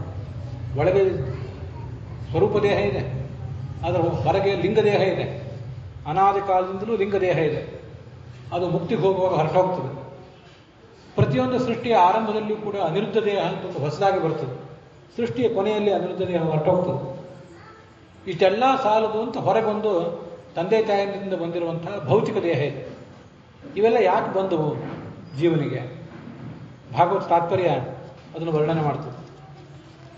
ಅಶರೀರಸ್ಯ ಜೀವಸ್ಯ ಶರೀರೋತ್ಪತ್ತಿ ಕಾರಣಂ ಈಶ್ವರೇಚ್ಛಾ ಪ್ರಾಥಮಿಕ ತಾಂ ವಿನಾ ನಹಿ ಕಿಂಚನ. ಮೂಲತಃ ಈತನಿಗೆ ಇರುವುದು ಸ್ವರೂಪ ಶರೀರ ಮಾತ್ರ. ಲಿಂಗ ಶರೀರ ಇದೆ, ಅದು ಬಹಳ ಕಾಲ ಇರೋದಿಲ್ಲ. ಮುಕ್ತಿ ಸಿಗುವಾಗ ಲಿಂಗ ಶರೀರ ಹೊರಟೋಗ್ತದೆ. ಅನಿರುದ್ಧ ದೇಹ, ಭೌತ ದೇಹಗಳಂತೂ ಖಂಡಿತವಾಗಿಯೂ ಹೊರಟೋಗ್ತವೆ. ಮೂಲತಃ ಈ ಶರೀರಗಳು ಅವನಿಗೆ ಸಂಬಂಧಪಟ್ಟದ್ದಲ್ಲ. ಇವು ಜೀವಸ್ವರೂಪವಾದ ಶರೀರ ಮಾತ್ರ ಅವನಿಗೆ ಸಂಬಂಧಪಟ್ಟದ್ದು. ಆದರೆ ಈ ಶರೀರಗಳು ಬಂದವೆ ಯಾಕೆ ಬಂದವು, ಯಾವಾಗ ಬಂದವು, ಏನು ಕಾರಣ ಅವಕ್ಕೆ ಅಂತೆಲ್ಲ ವಿಚಾರ ಮಾಡಿದರೆ ಈಶ್ವರ ಇಚ್ಛಾ ಪ್ರಾಥಮಿಕ. ಈ ಒಬ್ಬ ಜೀವನನ್ನು, ನಿಮ್ಮನ್ನು, ನಮ್ಮನ್ನು, ಅವರನ್ನು ಸೃಷ್ಟಿಗೆ ಯಾವಾಗ ತರಬೇಕು, ಸೃಷ್ಟಿಯಿಂದ ಯಾವಾಗ ದಾಟಿಸಬೇಕು, ಅದೆಲ್ಲವೂ ಕೂಡ ಅವನ ಇಚ್ಛೆಗೆ ಅಧೀನ ಅಷ್ಟೆ. ಅವನ ಇಚ್ಛೆ ಇಲ್ಲದೆ ಹೋದರೆ ನಾವು ಈ ಸೃಷ್ಟಿಗೆ ಬರುವುದು ಸಾಧ್ಯ ಇಲ್ಲ, ಈ ಸಂಸಾರದಿಂದ ಪಾರಾಗುವುದು ಸಾಧ್ಯ ಇಲ್ಲ. ಅವನೇ ಕಾರಣ. ದ್ವಿತೀಯ ಪ್ರಕೃತಿ ಪ್ರೋಕ್ತ. ಎರಡನೇದ್ದು ಆ ಪ್ರಕೃತಿ. ಮೊದಲನೇದು ಈಶ್ವರೇಚ್ಛನೇ ಕಾರಣ, ಎರಡನೇದು ಪ್ರಕೃತಿ. ಸತ್ವ, ರಜಸ್ಸು, ತಮಸ್ಸು ಅನ್ನುವ 3 ಗುಣಗಳೇನಿವೆ, ಆ ಗುಣಗಳೇ ಕಾರಣ. ಆ ಸತ್ವ, ರಜಸ್ಸು, ತಮಸ್ಸು ಅನ್ನುವ 3 ಗುಣಗಳ ಕಾರಣದಿಂದಾಗಿ ಮಮಾಹಮಿತಿ ಯಾಮತಿ, ನಾನು, ನನ್ನದು ಅನ್ನುವಂಥ ಒಂದು ನಿರಂತರವಾದ ಚಿಂತನೆ ಅವನಿಗೆ ಬರ್ತಿರ್ತದೆ. ನಾವಿದನ್ನು ಅತಿ ಹೆಚ್ಚು ನಾವು ನಮ್ಮ ಜೀವಮಾನದಲ್ಲಿ ಉಪಯೋಗ ಮಾಡಿಕೊಳ್ಳುವ ಶಬ್ದ ಯಾವುದು ಅಂತ ನೋಡಿದರೆ, ಭಗವಂತ ವಿಷ್ಣು ಅನ್ನೋ ಹೆಸರು ನಮ್ಮ ಬಾಯಿಂದ ಬರಬೇಕಿತ್ತು. ಆದರೆ ನಾನು ಅನ್ನುವ ಶಬ್ದವೇ ಹೆಚ್ಚು ನಮ್ಮ ಬಾಯಿಂದ ಬರ್ತದೆ. ಅದಾದಮೇಲೆ ನೀನು ಅಂತ ಇನ್ನೊಬ್ಬರನ್ನು ಕುರಿತು ಬರ್ತದೆ, ಅವರನ್ನು ಕುರಿತು ಅಂತ ಬರ್ತದೆ ಅಷ್ಟೇ. ನಾನು ಅನ್ನುವುದು ಹೆಚ್ಚು, ನನ್ನದು ಅಂತ ಅನ್ನೋದು ಆಮೇಲೆ. ಇದೆಲ್ಲ ಬರುವುದು ಯಾವುದರಿಂದ? ಈ 3 ಗುಣಗಳಿಂದಾಗಿಯೇ ಬರೋದು. ಅದಕ್ಕಾಗಿ ನಾವು ಭಗವಂತನನ್ನು ಕೇಳ್ಕೊಳ್ಬೇಕು. ಹುಟ್ಟಿಸಿದ್ದಿ, ಈಗ ನೀವು ಹುಟ್ಟಿಸಿದ್ದಿ, ನೀನೇ ಹುಟ್ಟಿಸಿದ್ದಕ್ಕೆ ಸಾಕು, ಇನ್ನು ಹುಟ್ಟದಂತೆ ಮಾಡಿನ್ನು ಅಂತ ಭಗವಂತನನ್ನೇ ಕೇಳ್ಕೋಬೇಕಷ್ಟೆ. ಅವನೇ ಇಲ್ಲಿ ತಂದು ಹಾಕಿದ್ದಾನೆ, ಇದರಿಂದ ನಮ್ಮನ್ನು ಪಾರು ಮಾಡುವವನು ಅವನೇ. ಆದ್ದರಿಂದ ಅವನಿಗೆ ಶರಣು ಹೋಗುವುದು ಬಿಟ್ಟರೆ ಇದಕ್ಕೆ ಬೇರೆ ಏನು ಮಾರ್ಗವೂ ಇಲ್ಲ. ಅವನನ್ನೇ ಕೇಳಬೇಕಷ್ಟೆ. ಸ ಆದಿದೇವೋ ಭಜತಾಂ ಪರೋ ಗುರುಹೋ. ಆ ಭಗವಂತ ನಮಗೆಲ್ಲರಿಗೂ ಕೂಡ ಆದಿದೇವನಾದವನು, ಎಲ್ಲರಿಗೂ ಕೂಡ ಶ್ರೇಷ್ಠ ಗುರುವಾದವನು. ಅವನ ಆ ಲೋಕ, ಅವನು ಆ ಪರಮಾತ್ಮನ ಕುರಿತು ಚತುರ್ಮುಖ ಬ್ರಹ್ಮ ಚಿಂತನೆ ಮಾಡ್ತಿದ್ದಂತೆ. ಹಾಗೆ ಚಿಂತನೆ ಮಾಡ್ತಿದ್ದಾಗ ಉಪಾಸನೋತ್ ದ್ವಿರ್ಗದಿತಂ ವಚೋ ವಿಭುಹೋ, 2 ಅಕ್ಷರಗಳ ಒಂದು ಶಬ್ದ ಕೇಳಿ ಬಂತಂತೆ. ಅದೇನು ಶಬ್ದ ಅಂದರೆ ತಪ ಅಂತ ಒಂದು ಶಬ್ದ. ತಪ ಅನ್ನೋ ಶಬ್ದ ಯೋಗಿಗಳಿಗೆ ಬಹಳ ಪ್ರಿಯಕರವಾದಂತಹ ಒಂದು ಶಬ್ದ ಅದು. ಆ ಶಬ್ದ ಮತ್ತು ಅದರ ಅರ್ಥ ಅದು ಯೋಗಿಗಳಿಗೆ ಬಹಳ ಪ್ರಿಯ.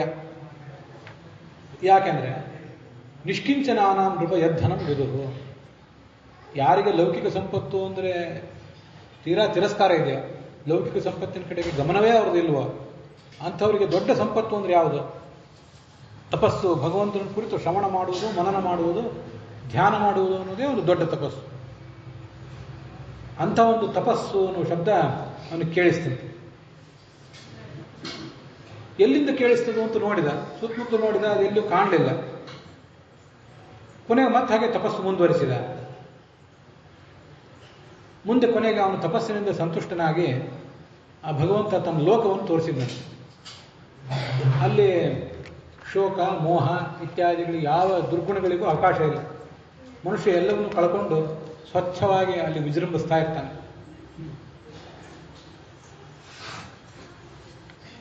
ಶೀರ್ಯತ್ರ ರೂಪಿಣ್ ಯುಗಾಯ ಪಾದಯೋ ಕರೋತಿ ಮಾನಂ ಬಹುಧಾ ವಿಭೂತಿಭಿಃ ಪ್ರೇಂಕಶ್ರಿತಾಯ ಕುಸುಮಾಕರಾನುಗೈಃ ವಿಗೀಯಮಾನ ಪ್ರಿಯಕರ್ಮ ಗಾಯತಿ ಅಂತ ಒಂದು ಶ್ಲೋಕ. ಭಗವಂತನ ಸ್ತೋತ್ರ ಆದ ಮೇಲೆ ಲಕ್ಷ್ಮೀದೇವಿ ಸ್ತೋತ್ರ ಮಾಡುವುದಕ್ಕಾಗಿ 2ನೇ ಶ್ಲೋಕವನ್ನು ನಾನು ಹೇಳಿದೆ. ಅದು ಇಲ್ಲೇ ಬರುವಂಥ ಶ್ಲೋಕವೇ. ಏನು ಆ ಶ್ಲೋಕ ಹೇಳ್ತದೆ? ನಾವು ನಿನ್ನೆ ಮೊನ್ನೆ ಭಗವಂತನ ಕುರಿತು ಧ್ಯಾನ ಮಾಡಬೇಕು, ಭಗವಂತನ ಒಂದು ಚಿತ್ರವನ್ನು ನಮ್ಮ ಮನಸ್ಸಿನ ಪರದೆಯ ಮೇಲೆ ತಂದ್ಕೋಬೇಕು ಅಂತ ನೋಡಿದ್ವಿ. ಭಗವಂತನದು ತಂದ್ಕೋಬೇಕು, ಭಗವತಿದು ತಂದ್ಕೋಬೇಕು, ಲಕ್ಷ್ಮೀದೇವಿದು ತಂದ್ಕೊಳ್ಬೇಕು. ಯಾಕೆಂದರೆ ಲಕ್ಷ್ಮೀದೇವಿ ಈ ಜಡವಾದ ಪ್ರಕೃತಿಗೆ ಅಭಿಮಾನಿನಿ, ಅವಳನ್ನು ಪ್ರಕೃತಿ ಅಂತಂತಾರೆ. ಮತ್ತು ಶಾಸ್ತ್ರಗಳಿಗೆ ಅಭಿಮಾನಿನಿ ಕೂಡ. ಆದ್ದರಿಂದ ಅವಳನ್ನು ನಿತ್ಯ ಸ್ಮರಿಸಬೇಕು, ಧ್ಯಾನಿಸಬೇಕು ಕೂಡ. ಲಕ್ಷ್ಮೀದೇವಿಯ ಧ್ಯಾನ ಅಂದರೆ ಅದರೊಳಗನೆ ಪರಮಾತ್ಮನ ಧ್ಯಾನವೂ ಇದೆ. ಏಕೆಂದರೆ ಆ ಶ್ಲೋಕ ಹಾಗೆ ಹೇಳ್ತದೆ. ತುಂಬ ಸುಂದರವಾದಂಥ ಒಂದು ಚಿತ್ರ ಅದು. ನಾವು ಮನಸ್ಸಿನ ಪರದೆ ಮೇಲೆ ಚಿತ್ರಿಸ್ಕೊಳ್ಳಿಕ್ಕೆ ಆ ಚಿತ್ರವನ್ನು ನಾವು ಮನಸ್ಸಿನ ಮೇಲೆ ತಂದುಕೊಂಡ್ರೇ ಅಂಥ ಒಂದು ಚಿತ್ರ ನಮ್ಮ ಕಣ್ಣು ಮುಂದಿಂದ ಹೋಗುವುದು ಬೇಡ, ನಮ್ಮ ಮನಸ್ಸಿನ ಕಣ್ಣಿನ ಮುಂದಿಂದ ಅದು ಹೋಗುವುದು ಬೇಡ ಅಂತ ಅನಿಸುವಂಥ ಒಂದು ಚಿತ್ರ. ಆ ಭಗವಂತನ ಲೋಕದಲ್ಲಿ ಲಕ್ಷ್ಮೀದೇವಿ ಉಯ್ಯಾಲೆಯಲ್ಲಿ ಕೂತಿರ್ತಾಳಂತೆ. ಉಯ್ಯಾಲೆಯಲ್ಲಿ ಕೂತು ಅದನ್ನು ತೂಗಿಕೋತಾ ಇರ್ತಾಳೆ. ಆವಾಗ ಅವಳ ಸುತ್ತಮುತ್ತಲು ಬೇರೆ ಸಖಿಯರೆಲ್ಲ ಇರ್ತಾರೆ, ಅವಳಿಗೆ ಸೇವಾ ಮಾಡಲಿಕ್ಕೆ ಬೇರೆ ಯಾರೋ ಇದ್ದೇ ಇರ್ತಾರೆ, ಇಲ್ಲಂತಲ್ಲ. ಬಹುಧಾ ವಿಭೂತಿ ಅವಳದೇ ಆದ ವಿಭೂತಿ ರೂಪಗಳಿರ್ತವೆ. ನಾವಿದನ್ನು ನಾರಾಯಣ ರೂಪದ ಧ್ಯಾನದಲ್ಲಿ ಕೂಡ ನೋಡಿರ್ತೀವಿ. ನಾರಾಯಣನನ್ನು ಸೇವಾ ಮಾಡಲಿಕ್ಕೆ ಬೇರೆ ಬೇರೆ ಯಾರ್ಯಾರೋ ಇರ್ತಿರ್ತಾರೆ, ಇರೋದಿಲ್ಲ ಅಂತಲ್ಲ, ಅವನದೇ ಆದ ರೂಪಗಳಿರ್ತವೆ ಅಂತ ನಾವು ಬೇರೆ ಬೇರೆ ಕಡೆ ನೋಡ್ತೇವೆ. ಹಾಗೆ ಲಕ್ಷ್ಮೀದೇವಿಯ ವಿಭೂತಿ ರೂಪಗಳಿವೆ, ಅನೇಕ ವಿಭೂತಿ ರೂಪಗಳಿವೆ. ಆ ಎಲ್ಲ ವಿಭೂತಿ ರೂಪಗಳು ಅವಳ ಜೊತೆಗೇ ಇವೆ. ಇವಳು ಉಯ್ಯಾಲೆ ಮೇಲೆ ಕೂತಿದ್ದಾಳೆ, ಅವಳು ಹಾಡ್ತಾ ಇದ್ದಾಳೆ, ಸಂಗೀತ ಹಾಡ್ತಾ ಇದ್ದಾಳೆ. ಏನು ಹಾಡ್ತಿದ್ದಾಳೆ ಅಂದರೆ ಪ್ರಿಯಕರ್ಮ ಗಾಯತಿ, ತನ್ನ ಪ್ರಿಯಕರನಾದಂತಹ ಭಗವಂತನ ಲೀಲೆಗಳನ್ನು ಅವಳು ಹಾಡ್ತಾ ಇದ್ದಾಳೆ. ಅವನ ಪಾದ ಸೇವೆ ಮಾಡ್ತಾಳೆ.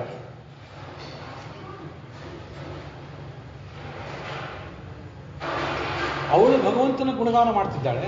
ಅವಳು ಗುಣಗಾನ ಯಾರು ಮಾಡ್ತಾರೆ ಅಂದರೆ ಆ ವಸಂತ ಕಾಲದ ದುಂಬಿ, ಕೋಗಿಲೆ ಮೊದಲಾದವುಗಳಿರ್ತಾವೆ. ಇದು ಒಂದು ವಸಂತ ಕಾಲ. ಇಂಥದೊಂದು ನಿತ್ಯ ವಸಂತ ಭಗವಂತನ ಲೋಕದಲ್ಲಿ ನಿತ್ಯ ಯಾವಾಗಲೂ ಕೂಡ ನಮಗೆ ಆಪ್ಯಾಯಮಾನವಾದಂಥ, ನಮ್ಮ ದೇಹಕ್ಕೆ ಮನಸ್ಸಿಗೆ ಸಂತೋಷ ಕೊಡುವಂಥ ಒಂದು ವಾತಾವರಣ ಆ ಮುಕ್ತ ಲೋಕದಲ್ಲಿರ್ತದೆ. ದುಂಬಿ, ಕೋಗಿಲೆಗಳು ಇವೆಲ್ಲ ನಮಗೆ ಕೇವಲ ಚೈತ್ರದಲ್ಲಿ ಮಾತ್ರ ಕಾಣಿಸ್ತವೆ. ಮತ್ತೆ ವೈಶಾಖ ಬಂದರೆ ಈ ವೈಶಾಖ ಯಾವಾಗ ಮುಗಿದು ಹೋದಿತ್ತು ಅಂತ ಅನಿಸ್ತಿರ್ತದೆ. ಆದರೆ ಅಲ್ಲಿ ಯಾವಾಗಲೂ ಅಲ್ಲಿರುವ ಋತುಮಾನ ಯಾವತ್ತೂ ಅಷ್ಟು ಅನುಕೂಲಕರವಾಗಿರ್ತದೆ, ಸಂತೋಷಕರವಾಗಿರ್ತದೆ. ಅಲ್ಲಿರುವ ದುಂಬಿ, ಕೋಗಿಲೆ ಮೊದಲಾದವುಗಳು ಇವಳ ಸೇವಾ ಮಾಡ್ತವೆ, ಅವಳ ಗುಣಗಾನವನ್ನು ಮಾಡ್ತಿರ್ತವೆ. ಅವ್ಯಾರು ಅಂದರೆ ಈ ಜೀವ ಇದ್ದಾನಲ್ಲ, ಪಶು ಪಕ್ಷಾದಿ ಭೇದೇನ ಜೀವಾಯವ ಸ್ವಯಂ ಸ್ಥಿತ ಅಂತ ಮುಂದೆ 4ನೇ ಸ್ಕಂದದಲ್ಲಿ ಒಂದು ಕಡೆ ಕೇಳಿ ಬರ್ತದೆ. ಈಗ ನಮಗೆ ಹೊರಗೆ ಮನುಷ್ಯ ದೇಹ ಇದೆ, ಒಳಗೂ ಮನುಷ್ಯ ದೇಹ ಇರ್ತದೆ ಅಂತಲ್ಲ. ಜೀವಕ್ಕೆ ಒಂದು ಆಕಾರ ಇದೆ, ಜೀವ ನಿರಾಕಾರ ಅಲ್ಲ, ಜೀವಕ್ಕೊಂದು ಆಕಾರ ಇದೆ. ಜೀವ ಮೂಲಭೂತವಾಗಿ ಒಂದು ಯಾವುದೋ ಸಿಂಹದಂತೆ ಇರಬಹುದು, ಒಂದು ಯಾವುದೋ ಹುಲಿಯಂತೆ ಇರಬಹುದು, ಒಂದು ದುಂಬಿಯಂತೆ, ಮತ್ತೊಂದು ಕೋಗಿಲೆಯಂತೆ, ಮತ್ತೊಂದು ಹಂಸದಂತೆ ಜೀವ ಇರಬಹುದು. ಅನೇಕ ಥರದ ಜೀವಗಳೆಲ್ಲ ಮೂಲ ಸ್ವರೂಪದಲ್ಲೇ ಅಂಥಂಥ ಆಕಾರವನ್ನು ಪಡೆದಂಥ ಜೀವರಿವೆ. ಯಾಕೆ ಹಾಗಿದ್ದಾರೆ ಅಂದರೆ ಭಗವಂತ ಆಗಿದ್ದಾನೆ. ನಮ್ಮ ಮುಖ ಹೇಗೋ ಹಾಗೆ ಪ್ರತಿಬಿಂಬ. ಕನ್ನಡಿಯಲ್ಲಿ ನಾವು ನೋಡಿಕೊಂಡ್ರೆ ನಮ್ಮ ಮುಖ ಹೇಗೋ ಹಾಗೆ ಪ್ರತಿಬಿಂಬ. ಹಾಗೆ ಭಗವಂತ ಹೇಗೋ, ಭಗವಂತನ ರೂಪ ಹೇಗಿರ್ತದೋ ಅದರಂತೆ ಅವನ ಪ್ರತಿಬಿಂಬನಾದಂಥ ಜೀವನೂ ಇರ್ತಾನೆ. ಆ ಮುಕ್ತಿಗೆ ಹೋದಾಗ ಕೆಲವರು ಮೂಲಭೂತವಾಗಿಯೇ ದುಂಬಿಗಳಾಗಿದ್ದವರು, ಕೋಗಿಲೆಗಳಾಗಿದ್ದವರು ಇರ್ತಾರಲ್ಲ, ಅವರು ಅಲ್ಲಿಯೂ ಕೂಡ ದುಂಬಿಗಳಾಗಿ ಕೋಗಿಲೆಗಳಾಗೇ ಇರ್ತಾರೆ. ಅವರು ಭಗವಂತನ ಲಕ್ಷ್ಮೀದೇವಿ ಸೇವಾ ಮಾಡ್ತಿರ್ತಾರೆ. ಭಗವಂತನ ಲೀಲೆಗಳನ್ನು ಅವರು ಹಾಡಿ ಹೊಗಳ್ತಾ ಇರ್ತಾರೆ. ದುಂಬಿ ಕೋಗಿಲೆಗಳಂತೆ ಅವರು ಇದ್ದಾರೆ ಅಂತ ಮಾತ್ರಕ್ಕೆ, ಆ ರೂಪದಲ್ಲಿ ಅವರು ಇದ್ದಾರೆ ಅಂದರೆ ಇಲ್ಲಿ ದುಂಬಿಗಳಂತೆ, ಇಲ್ಲಿ ಕೋಗಿಲೆಗಳಂತೆ, ಇಲ್ಲಿ ಯಾವುದೋ ಹಕ್ಕಿಯಂತೆ ಅವರು ಮೂರ್ಖರಾಗಿರ್ತಾರೆ, ಜಡದಾಗಿರ್ತಾರೆ ಅಂತಿಲ್ಲ. ತತ್ವಜ್ಞಾನ ಪಡ್ಕೊಂಡು ಲಿಂಗದೇಹವನ್ನು ಭಗ್ನ ಮಾಡಿಕೊಂಡು ಮುಕ್ತಿಗೆ ಹೋದವರು ಅವರು. ಅವ್ರ ಒಳಗೆ ಆ ರೂಪ ಮಾತ್ರ ಆ ರೂಪ ಅಷ್ಟೇ. ಜ್ಞಾನ ಎಲ್ಲವೂ ಉಳಿದವ್ರಿಗೇನು ಕಡಿಮೆ ಇರೋದಿಲ್ಲ. ಎಷ್ಟು ಜ್ಞಾನ ಇರಬೇಕೋ, ಎಷ್ಟು ಭಕ್ತಿ ಇರಬೇಕೋ, ಸಾಧನೆಯ ಎತ್ತರವನ್ನು ಎಷ್ಟು ಏರಬೇಕೋ ಅಷ್ಟು ಏರೇ ಇರ್ತಾರೆ. ಅದರಿಂದ ಭಗವಂತನ ಸ್ತೋತ್ರ ಮಾಡಲಿಕ್ಕೂ ಅವ್ರಿಗೆ ಬರ್ತಿರ್ತದೆ. ಉಳಿದ ಜೀವರು ಬಾಯಿ ಬಿಟ್ಟು ಹೇಗೆ ವ್ಯಕ್ತವಾಗಿ ಭಗವಂತನ ಸ್ತೋತ್ರ ಮಾಡ್ತಾರೆ, ಹಾಗೆ ಆ ದುಂಬಿಗಳು ಮಾಡ್ತವೆ, ಕೋಗಿಲೆಗಳು ಮಾಡ್ತವೆ. ಇದು ಅವುಗಳ ವೈಶಿಷ್ಟ್ಯ. ಅವು ಆ ಲಕ್ಷ್ಮೀದೇವಿ ಸ್ತೋತ್ರ ಮಾಡ್ತವೆ.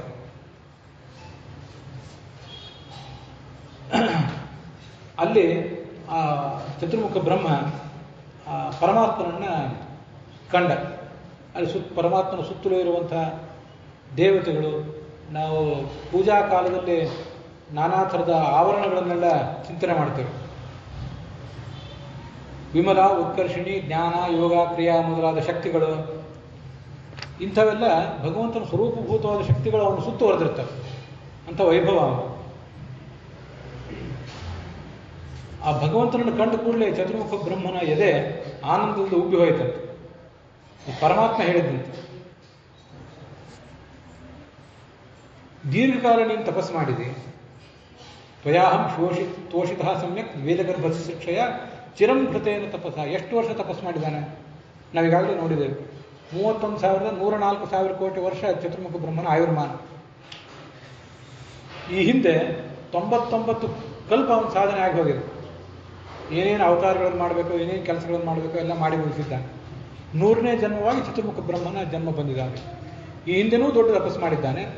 ಈಗಲೂ ಹಿಂದೆ ಎಲ್ಲ ಮಾಡಿಯಾಗಿ ಇನ್ಯಾಕೆ ಮಾಡಬೇಕು ಅಂತ ಅವನು ಬಿಟ್ಟಿಲ್ಲ. ಈ ಜನ್ಮದಲ್ಲೂ ತಪಸ್ಸು ಮಾಡ್ತಿದ್ದಾನೆ. ಇಷ್ಟು ನೀನು ಮಾಡಿದ ತಪಸ್ಸಿನಿಂದ ನನಗೆ ಬಹಳ ಸಂತೋಷ ಆಗಿದೆ. ದುಸ್ತೋಷ ಕೂಟ ಯೋಗಿನ, ನಿನ್ನಂಥವರು ಮತ್ತು ಉಳಿದ ಭಕ್ತರು ನನ್ನನ್ನು ಸೇವೆ ಮಾಡಿದರೆ, ನನ್ನ ಕುರಿತು ತಪಸ್ಸು ಮಾಡಿದರೆ ನನಗೆ ಸಂತೋಷ ಆಗ್ತದೆ. ಕೂಟ ಯೋಗಿಗಳು ಅಂತ ಕೆಲವರು ಇರ್ತಾರೆ. ಕೂಟ ಅಂದರೆ ಹೊಟ್ಟೆ ಅಂತ ಅರ್ಥ, ಹೋಟ ಅಂತ ಅರ್ಥ. ಯಾರು ಕಪಟ ಯೋಗಿಗಳಿದ್ದಾರೆ, ಆ ಕಪಟ ಯೋಗಿಗಳಿಗೆ ನಾನು ಯಾವತ್ತೂ ಒಲಿಯುವವನಲ್ಲ. ನಾವು ಯಾರಿಗೆ ಮೋಸ ಮಾಡಬಹುದು? ನಮ್ಮ ವೇಷದ ಮೂಲಕ, ತಪಸ್ಸಲ್ಲಿ ಕೂತಿದ್ದೇವೆ ಅನ್ನುವ ಮೂಲಕ, ನಮ್ಮ ವೇಷದ ಮೂಲಕ ಸಮಾಜದ ಕಣ್ಣಿಗೆ ಮಣ್ಣೆರಚಬಹುದು, ಸರ್ಕಾರದ ಕಣ್ಣಿಗೆ ಮಣ್ಣೆರಚಬಹುದು. ಆದರೆ ಭಗವಂತನ ಕಣ್ಣಿಗೆ ಹೇಗೆ ಮನಸ್ಸು ನಾವು ಮಣ್ಣೆರಚೋದು? ಸಮಾಜ ನಮ್ಮ ಕಪಟವಾದ ವೇಷ ಏನಿದೆ ಅದನ್ನು ತಿಳ್ಕೋತದದು, ಇಲ್ಲಂತಲ್ಲ. ವಿಳಂಬ ಆಗ್ತದೆ ಸಮಾಜಕ್ಕೆ ತಿಳ್ಕೊಳ್ಳಿಕ್ಕೆ. ಆದರೆ ಭಗವಂತ ಮಾತ್ರ ಮನಸ್ಸಿನ ಒಳಗೂ ಇದ್ದಾನೆ, ಮನಸ್ಸಿನ ಹೊರಗೂ ಇದ್ದಾನೆ, ವ್ಯಕ್ತಿತ್ವದ ಒಳಗಿದ್ದಾನೆ, ಹೊರಗಿದ್ದಾನೆ ಅಂದಮೇಲೆ ಇವನ ಈ ಯೋಗ ಇದು ನಕಲಿ ಯೋಗವೋ ಅಸಲಿ ಯೋಗವೋ ಅಂತ ಅವನಿಗೆ ಆರಂಭದಿಂದಲೇ ಗೊತ್ತಾಗಿಬಿಡ್ತದೆ. ಅಂಥವರಿಗೆ ಭಗವಂತ ಒಲಿಯುವುದೇ ಇಲ್ಲ. ಆದ್ದರಿಂದ ಈ ಥರ ನಾನು ನಿನಗೆ ಒಲಿದಿದ್ದೇನೆ, ಇನ್ನು ನಿನಗೆ ಏನು ಬೇಕಾದರೂ ಒಂದು ವರ ಕೇಳು ಅಂತ ಕೇಳಿದಂತೆ. ಅದಕ್ಕೆ ಚತುರ್ಮುಖ ಬ್ರಹ್ಮ, ನನಗೆ ನಿನ್ನ ಸ್ವರೂಪ ತಿಳಿಯಬೇಕು. ಪರ ಅನ್ನುವ ಭಗವಂತನ ಸ್ವರೂಪ. ಪರಾವರೇ ಯಥಾರೂಪೇ ಜಾನೀಯಾಂತೆ ಸ್ವರೂಪಿಣಃ. ಅತ್ಯಂತ ಸ್ವತಂತ್ರವಾದ, ಸಂಪೂರ್ಣ ಸ್ವತಂತ್ರವಾದ ನಿನ್ನ ರೂಪ, ಅದರ ಬಗ್ಗೆ ನನಗೆ ತಿಳುವಳಿಕೆ ಕೊಡು. ಮತ್ತೆ ಅಪರ, ಈ ಜಗತ್ತು ಇದು ನಿನಗೆ ಅಧೀನವಾದದ್ದು. ಪರ ಅಂದರೆ ಸ್ವತಂತ್ರ ನೀನು, ಅಪರ ಅಂದರೆ ಅಸ್ವತಂತ್ರ ಈ ಜಗತ್ತು. ಇದರ ಈ ಜೀವ ಜಡದ ಜ್ಞಾನ ನನಗೆ ಬರಬೇಕಾಗಿದೆ, ಮುಂದೆ ಸೃಷ್ಟಿ ಮಾಡಬೇಕಾಗಿದೆ ಅವನು. ಅದಕ್ಕಾಗಿದ್ದೆಲ್ಲ ಕೇಳಿದೆ. ಅವಿಕ್ಲಮಸ್ತೆ ಪರಿಕರ್ಮಣ ಸ್ಥಿತೋ ಮಾಮೇ ಸಮುನ್ನದ್ಧ ಮದೋ ಅಜಮಾನಿನಃ. ನನಗೆ ಯಾವತ್ತೂ ಕೂಡ ಅಹಂಕಾರ ಬರದೇ ಇರಲಿ ಅಂತ ಕೇಳಿದೆ. ಅಹಂಕಾರ ಬರುವ ಎಲ್ಲ ಸಾಧ್ಯತೆಗಳು ಇವೆ. ಚತುರ್ಮುಖ ಬ್ರಹ್ಮನಿಗೆ ಸಾಧ್ಯತೆ ಇಲ್ಲ. ನಾವು ನಮ್ಮಂಥವರು ಅಹಂಕಾರ ಬರದೇ ಇರುವುದಕ್ಕಾಗಿ ಏನು ಪ್ರಯತ್ನ ಪಡಬೇಕು ಅನ್ನೋದನ್ನು ತೋರಿಸ್ತಿದ್ದಾನಷ್ಟೆ. ನಾನು ನಿನ್ನ ಜ್ಯೇಷ್ಠ ಪುತ್ರ, ದೊಡ್ಡ ಜ್ಞಾನಿ, ಈ ಎಲ್ಲ ಕಾರಣಗಳಿಂದ, ಸೃಷ್ಟಿಕರ್ತ ಇತ್ಯಾದಿ ಕಾರಣಗಳಿಂದ ನನಗೆ ಅಹಂಕಾರ ಬರುವ ಸಾಧ್ಯತೆ ಇದೆ. ಅದು ಬರದೇ ಇರಲಿ. ಅದನ್ನು ಬರದೇ ಇರುವಂತೆ ಮಾಡಬೇಕಾದನ್ನು ಕೂಡ ನೀನೇ ಮಾಡಬೇಕು. ಚತುರ್ಮುಖ ಬ್ರಹ್ಮ ಯಾಕೆ ಈ ಥರ ಪ್ರಾರ್ಥನೆ ಮಾಡ್ತಿರ್ತಾನೆ ಅಂದರೆ, ಅವನು ಜೀವಾಭಿಮಾನಿ. ಕಾಲ ಜೀವ ಗುಣಾದೀನಾಂ ಅಭಿಮಾನಿ ಚತುರ್ಮುಖ ಅಂತ ಭಾಗವತ ತಾತ್ಪರ್ಯದಲ್ಲಿ ಮುಂದೆ ಆಚಾರ್ಯ ಹೇಳ್ತಾರೆ. ಈ ಅವನು ಜೀವೋತ್ತಮ ಅನ್ನೋದು ಸರಿ, ಜೀವಕ್ಕೆ ಅಭಿಮಾನಿಯೂ ಹೌದವನು, ಕಾಲದ ಅಭಿಮಾನಿ. ಜೀವನ ಎಲ್ಲ ಗುಣಗಳು ವ್ಯಕ್ತ ಆಗಲಿಕ್ಕೆ ಅವನೇ ಪ್ರೇರಕ. ಅಂತ ಅದ್ಭುತವಾದ ಶಕ್ತಿ ಅವನು. ಆದ್ದರಿಂದ ಅವನೇನು ಮಾಡ್ತಾನೋ ಹಾಗೆ ನಾವು ಮಾಡ್ತೇವೆ. ಹಿರಿಯಣ್ಣನ ಚಾಳಿ ಎಲ್ಲರಿಗೂ, ಮನೆ ಮಕ್ಕಳಿಗೆಲ್ಲರಿಗೂ ಇರ್ತದೆ. ಜಗತ್ತಿನ ಹಿರಿಯಣ್ಣ ಅವನು ಚತುರ್ಮುಖ ಬ್ರಹ್ಮ. ಅವನು ಹೇಗೆ ಭಗವಂತನ ಕುರಿತು ಸ್ತೋತ್ರ ಮಾಡಿದ, ಹೇಗೆ ಪ್ರಾರ್ಥನೆ ಮಾಡಿದ, ಹೇಗೆ ಅಹಂಕಾರವನ್ನು ತೊರೆಯಬೇಕು ಅಂತ ಪ್ರಯತ್ನ ಪಟ್ಟ, ಅದನ್ನೆಲ್ಲ ನಾವು ಕೇಳಿದರೆ, ಚತುರ್ಮುಖ ಬ್ರಹ್ಮನಂತಹ ದೇವರೇ ಇಂಥ ಪ್ರಯತ್ನಗಳನ್ನು ಮಾಡಿದ, ಹೀಗೆ ತಪಸ್ಸು ಮಾಡಿದ, ನಾವು ಇದನ್ನು ಯಾವತ್ತೂ ಮರೆಯಬಾರದು ಅಂತ ಒಂದು ಎಚ್ಚರ ತಾಳ್ತೇವೆ. ಆ ಅಹಂಕಾರ ಬರದೇ ಇರಲಿ ಅಂತ ಕೇಳಿದ್ನಂತೆ.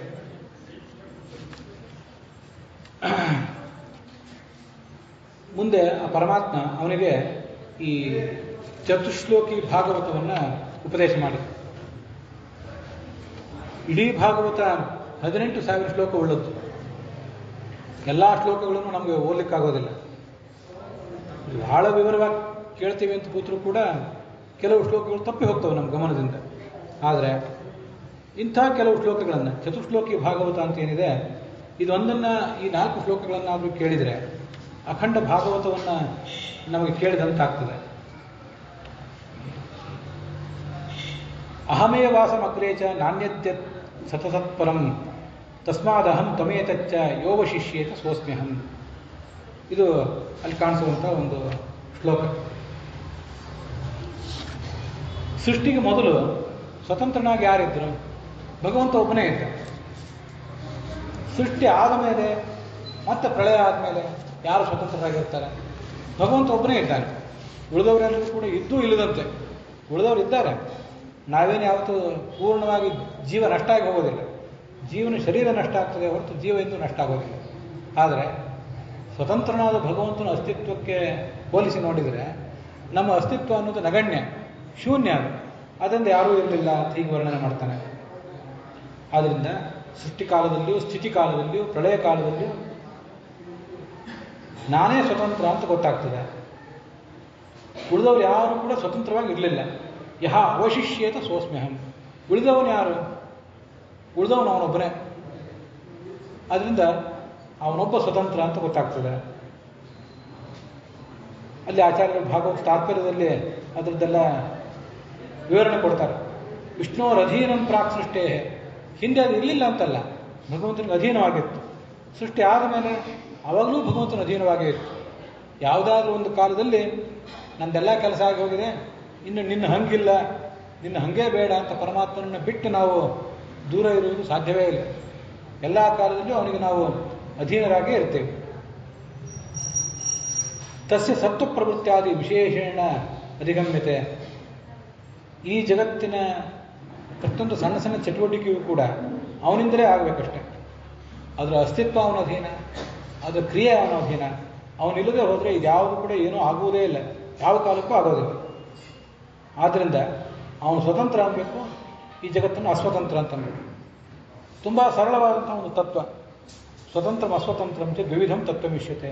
ಸ್ವತಂತ್ರೋ ಭಗವಾನ್ ವಿಷ್ಣು, ಅಸ್ವತಂತ್ರ ಇದಂ ಜಗತ್ತು. ಸಮಸ್ತವನ್ನು, ಶಾಸ್ತ್ರದ ಸಾರವನ್ನು ಹೇಗೆ ತಿಳ್ಕೋಬೇಕು ಅಂದರೆ 2 ತತ್ವಗಳಿವೆ ಈ ಜಗತ್ತಿನಲ್ಲಿ. ಒಂದು ಸ್ವತಂತ್ರ ತತ್ವ, ಇನ್ನೊಂದು ಅಸ್ವತಂತ್ರ ತತ್ವ. ಸ್ವತಂತ್ರನಾದವನು ಭಗವಂತ, ಅಸ್ವತಂತ್ರವಾದ ಈ ಜಗತ್ತು. ಇಷ್ಟನ್ನು ತಿಳ್ಕೊಂಡ್ರೆ ಶಾಸ್ತ್ರದ ಸಾರವನ್ನು ಸಂಕ್ಷಿಪ್ತವಾಗಿ ಆದರೂ ಪರಿಣಾಮಕಾರಿಯಾಗಿ ನಾವು ತಿಳ್ಕೊಂಡಂತೆ ಆಗ್ತದೆ. ಅದನ್ನೇ ಇಲ್ಲಿಯೂ ಹೇಳ್ತಿದ್ದಾರೆ. ಋತೇರ್ಥಂ ನ ಪ್ರತೀಯೇತ ಜಾತ್ಮನೆ ತದ್ವಿದ್ಯಾದ ಆತ್ಮನೋ ಮಾಯಾಂ ಯಥಾಭಾಸೋ ಯಥಾತಮಃ. ಪ್ರಪಂಚ ಎಲ್ಲಿದೆ ಅಂತ ನಾವು ಜಿಜ್ಞಾಸೆ ಮಾಡಿದರೆ ಪ್ರಪಂಚ ಭಗವಂತನೊಳಗೆ ಇರಬೇಕಾಗಿದೆ. ಭಗವಂತನನ್ನು ಬಿಟ್ಟು ಪ್ರಪಂಚ ಎಲ್ಲಿಯಾದರೂ ಇರುವುದು ಸಾಧ್ಯವೇನು? ಎಲ್ಲಿಯೂ ಅದಿರೋದು ಸಾಧ್ಯ ಇಲ್ಲ. ಭಗವಂತ ಎಲ್ಲ ದೇಶದಲ್ಲೂ ಎಲ್ಲ ಕಾಲದಲ್ಲೂ ವ್ಯಾಪ್ತ ಅಂದಮೇಲೆ ಈ ಜಗತ್ತು ಹುಟ್ಟುವುದಿದ್ರೂ ಅವನಲ್ಲೇ ಹುಟ್ಟಬೇಕು, ಅದರ ಪಾಲನೆಯೂ ಅವನಲ್ಲೇ ನಡಿಬೇಕು. ನಾಳೆ ಅದು ನಷ್ಟ ಆದರೂ ಅವನಲ್ಲೇ ನಷ್ಟ ಆಗಬೇಕು. ಅವನ ಹೊಟ್ಟೆಯೊಳಗೆ ಅದು ಹೋಗಿ ಕುತ್ಕೋಬೇಕು. ಅವನ ಹೊಟ್ಟೆಯಿಂದಲೇ ನಾಳೆ ಅದು ಹೊರಗೆ ಬರಬೇಕಷ್ಟೆ. ಅದನ್ನು ಬಿಟ್ಟು ಬೇರೆ ಏನೂ ಮಾಡಲಿಕ್ಕೆ ಸಾಧ್ಯ ಇಲ್ಲ. ಆದರೆ ಆ ಪ್ರಪಂಚವನ್ನು ನೋಡಿದರೆ ನಮಗೆ ಹೇಗೆ ಕಾಣಿಸ್ತದೆ ಅಂದರೆ, ಪ್ರಪಂಚದಿಂದ ಭಗವಂತನಿಗೆ ಆಗಬೇಕಾದ್ದೇನೂ ಇಲ್ಲ. ಆದರೆ ನೋಡಿದರೆ ಭಗವಂತನಿಗೆ ಈ ಜಗತ್ತಿನಿಂದ ಆಗಬೇಕಾದ ಕೆಲಸ ಏನೋ ಇದೆಯೇನೋ ಅನ್ನುವಂತೆ ನಮಗೆ ಹಾಗೆ ಕಾಣಿಸ್ತದೆ. ಇದು ನಮ್ಮ ದೃಷ್ಟಿ ದೋಷ. ಇದು ಅವನ ದೃಷ್ಟಿ ದೋಷ ಅಲ್ಲ. ನಮ್ಮ ದೃಷ್ಟಿ ದೋಷ ಎಂಥದ್ದು ಅಂದರೆ ಬಹಳ ಕಲುಷಿತವಾದ ನಾವು. ಈ ಜಗತ್ತಿನಲ್ಲೇ ನನಗೆ ಅನೇಕ ಬಾರಿ ಅನಿಸೋದಿದೆ, ನಾವೆಲ್ಲ ಸ್ವಾರ್ಥಿಗಳು.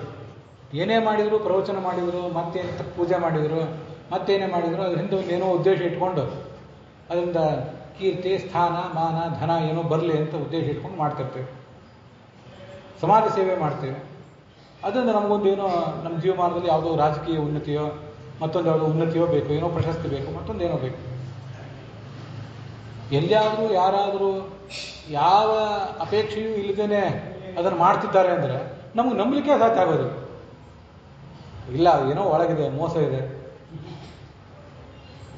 ಕಾಲ ಹೇಗಿದೆ ಅಂದರೆ ನಕಲಿ ಹಾಲನ್ನೇ ನಾವು ಕುಡಿದಿರೋದ್ರಿಂದ ನಿಜವಾದ ಹಾಲನ್ನು ಎದುರಿಗೆ ತಂದಿಟ್ರೆ ನಿಜವಾದ ಹಾಲನ್ನು ಕೂಡ ನಕಲಿ ಹಾಲು ಅಂತ ನಾವು ರಿಜೆಕ್ಟ್ ಮಾಡಿಬಿಡುವ ಪರಿಸ್ಥಿತಿಯಲ್ಲಿದ್ದೇವೆ.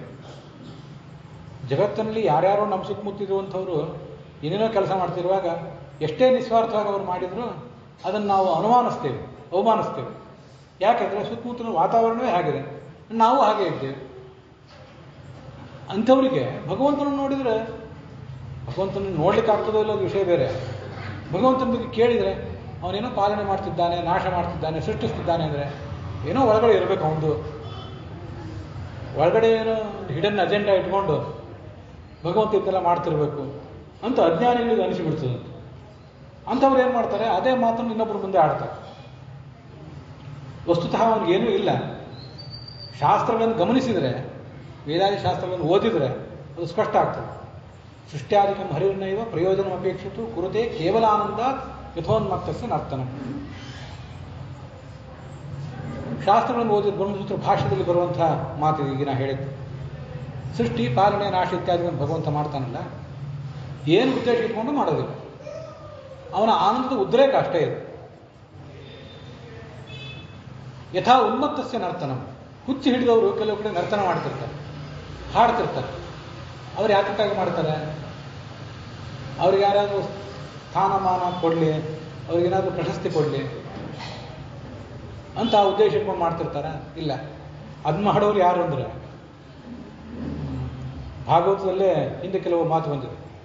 ಎಷ್ಟ ಮೂಢತಮೋ ಲೋಕೆ ಎಷ್ಟ ಬುದ್ಧೇ ಪರಂಗತಃ ಉಭೌತವು ಸುಖಮೇದೇತೆ ಶಿಷ್ಯತೆ ಅಂತರಿತವು ಜನ ಅಂತ ಹಿಂದೆ ಬಂದಿದೆ, ಮುಂದೆ ಬಂದಿದೆ, ಎಲ್ಲೋ ಒಂದು ಕಡೆ ಬರ್ತದೆ. ಜಗತ್ತಿನಲ್ಲಿ ಅತ್ಯಂತ ಸುಖಿಗಳಾದವರು ಯಾರು ಅಂದರೆ ಎಷ್ಟು ಮೂಢತಮಃ, ಅತ್ಯಂತ ದೊಡ್ಡ ಹುಚ್ಚ ಇರ್ತಾನಲ್ಲ. ಎಲ್ಲ ಮನೋವೈದ್ಯರು ಕೈ ಚೆಲ್ಲಿಬಿಡ್ತಾರೆ, ಸರಿಪಡಿಸುವುದೇ ಸಾಧ್ಯ ಇಲ್ಲ. ಅತ್ಯಂತ ದೊಡ್ಡ ಮೂರ್ಖ. ಎಷ್ಟು ಬುದ್ಧೇ ಪ್ರಿಯಂಗತಃ.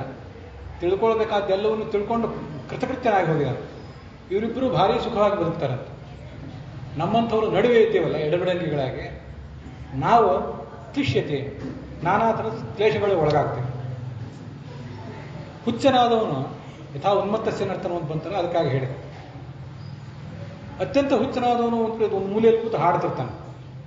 ಕೆಲವು ಬಾರಿ ಅವನು ಹಾಡೋದು, ಅವನೇನು ಹಾಡು ಬಂದಿಲ್ಲದೆ ಹೋದರೆ, ಸಂಗೀತ ಅವನಿಗೆ ಗೊತ್ತಿಲ್ಲದೆ ಹೋದರೆ ಕೇಳಲಿಕ್ಕೆ ನಮಗೇನು ಸಂತೋಷ ಕೊಡೋದಿಲ್ಲ. ಕೆಲವರು ಒಳ್ಳೆಯ ಸಂಗೀತ ತಜ್ಞರಾಗಿದ್ದರೂ ಕೂಡ ಯಾವುದೋ ಕಾರಣದ ಹುಚ್ಚು ಹಿಡಿದವರು ಅಂತ ಇರ್ತಾರಲ್ಲ, ಒಳ್ಳೆಯ ಕಂಠನೇ ಇರ್ತದೆ, ಒಳ್ಳೆಯ ರಾಗ ಆಲಾಪ ಎಲ್ಲವೂ ಇರ್ತದೆ, ಒಳ್ಳೆಯ ವಾದ್ಯಗಳನ್ನು ನುಡಿಸ್ತಿರ್ತಾರೆ. ಯಾಕೆ ಮಾಡ್ತಿರ್ತಾರೆ? ಹುಚ್ಚು ಹಿಡಿದವ್ರಿಗೆ ಯಾರನ್ನೂ ಗಮನಿಸುವುದಿಲ್ಲ, ನಿತ್ಯ ಅಂಥವು ಕೆಲವು ಕೆಲಸಗಳನ್ನು ಮಾಡ್ತಿರ್ತಾರೆ. ಪ್ರಶಸ್ತಿ ಬೇಕು ಅನ್ನೋ ಬಯಕೆನೇ ಅವ್ರಿಗೆ ಬರೋದಿಲ್ಲ. ಯಾಕಂದರೆ ಅವ್ರ ಮನಸ್ಸು ಆ ಎಲ್ಲ ವಿಷಯಗಳನ್ನು ಕಳ್ಕೊಂಡ್ಬಿಟ್ಟಿದೆ, ಹುಚ್ಚರಾಗಿರೋದ್ರಿಂದ ಆ ಥರ ಮಾಡ್ತಿದ್ದಾರೆ. ಬಹಳ ದೊಡ್ಡ ಜ್ಞಾನಿಯಾದವನು ಕೂಡ ತನ್ನಷ್ಟಕ್ಕೆ ತಾನು ಕೂತ್ಕೊಂಡು ಭಗವಂತನ ಬಗ್ಗೆ ಹಾಡ್ತಾನೆ, ಕುಣಿತಾನೆ. ಧುನ್ವನ್ ವಾಸವೋ ಅನರ್ಥ ಅಂತ ಮುಂದೆ ಒಬ್ಬ ಶುಕದೇವನು ಮತ್ತೊಬ್ಬ ಅವನು ಭಕ್ತನ ಬಗ್ಗೆ 10ನೇ ಸ್ಕಂದದಲ್ಲಿ ಬರ್ತದೆ. ಮೈ ಮೇಲಿದ್ದ ಬಟ್ಟೆಗಳನ್ನೆಲ್ಲ ಕಿತ್ತೊಗೆದು ಆ ಮೈ ಮೇಲಿನ ಉತ್ತರೀಯವನ್ನು ಆಕಾಶದಲ್ಲಿ ಜಾಡಿಸಿ ಹಾರಾಡಿಸಿ ಅವನು ನರ್ತನ ಮಾಡಿದಂತೆ. ಯಾಕಂದ್ರೆ ಭಗವಂತ ಬರ್ತಿದ್ದಾನೆ ಅಂತ. ಹೀಗೆ ತೀರಾ ಹುಚ್ಚನಾದವನು, ತೀರಾ ಎತ್ತರದಲ್ಲಿದ್ದವರು ಸುಖವಾಗೇ ಇರ್ತಾರೆ. ನಮ್ಮಂಥವ್ರು ನಡುವಿದ್ದೇವಲ್ಲ, ನಾವು ಮಾಡುವ ಪ್ರತಿಯೊಂದು ಕ್ರಿಯೆ ಹಿಂದೆ ಒಂದು ಉದ್ದೇಶ ಇರ್ತದೆ. ಏನಾದರೂ ಒಂದು ಸಿಗಬೇಕು, ಕೀರ್ತಿ, ಸ್ಥಾನ, ಮಾನ.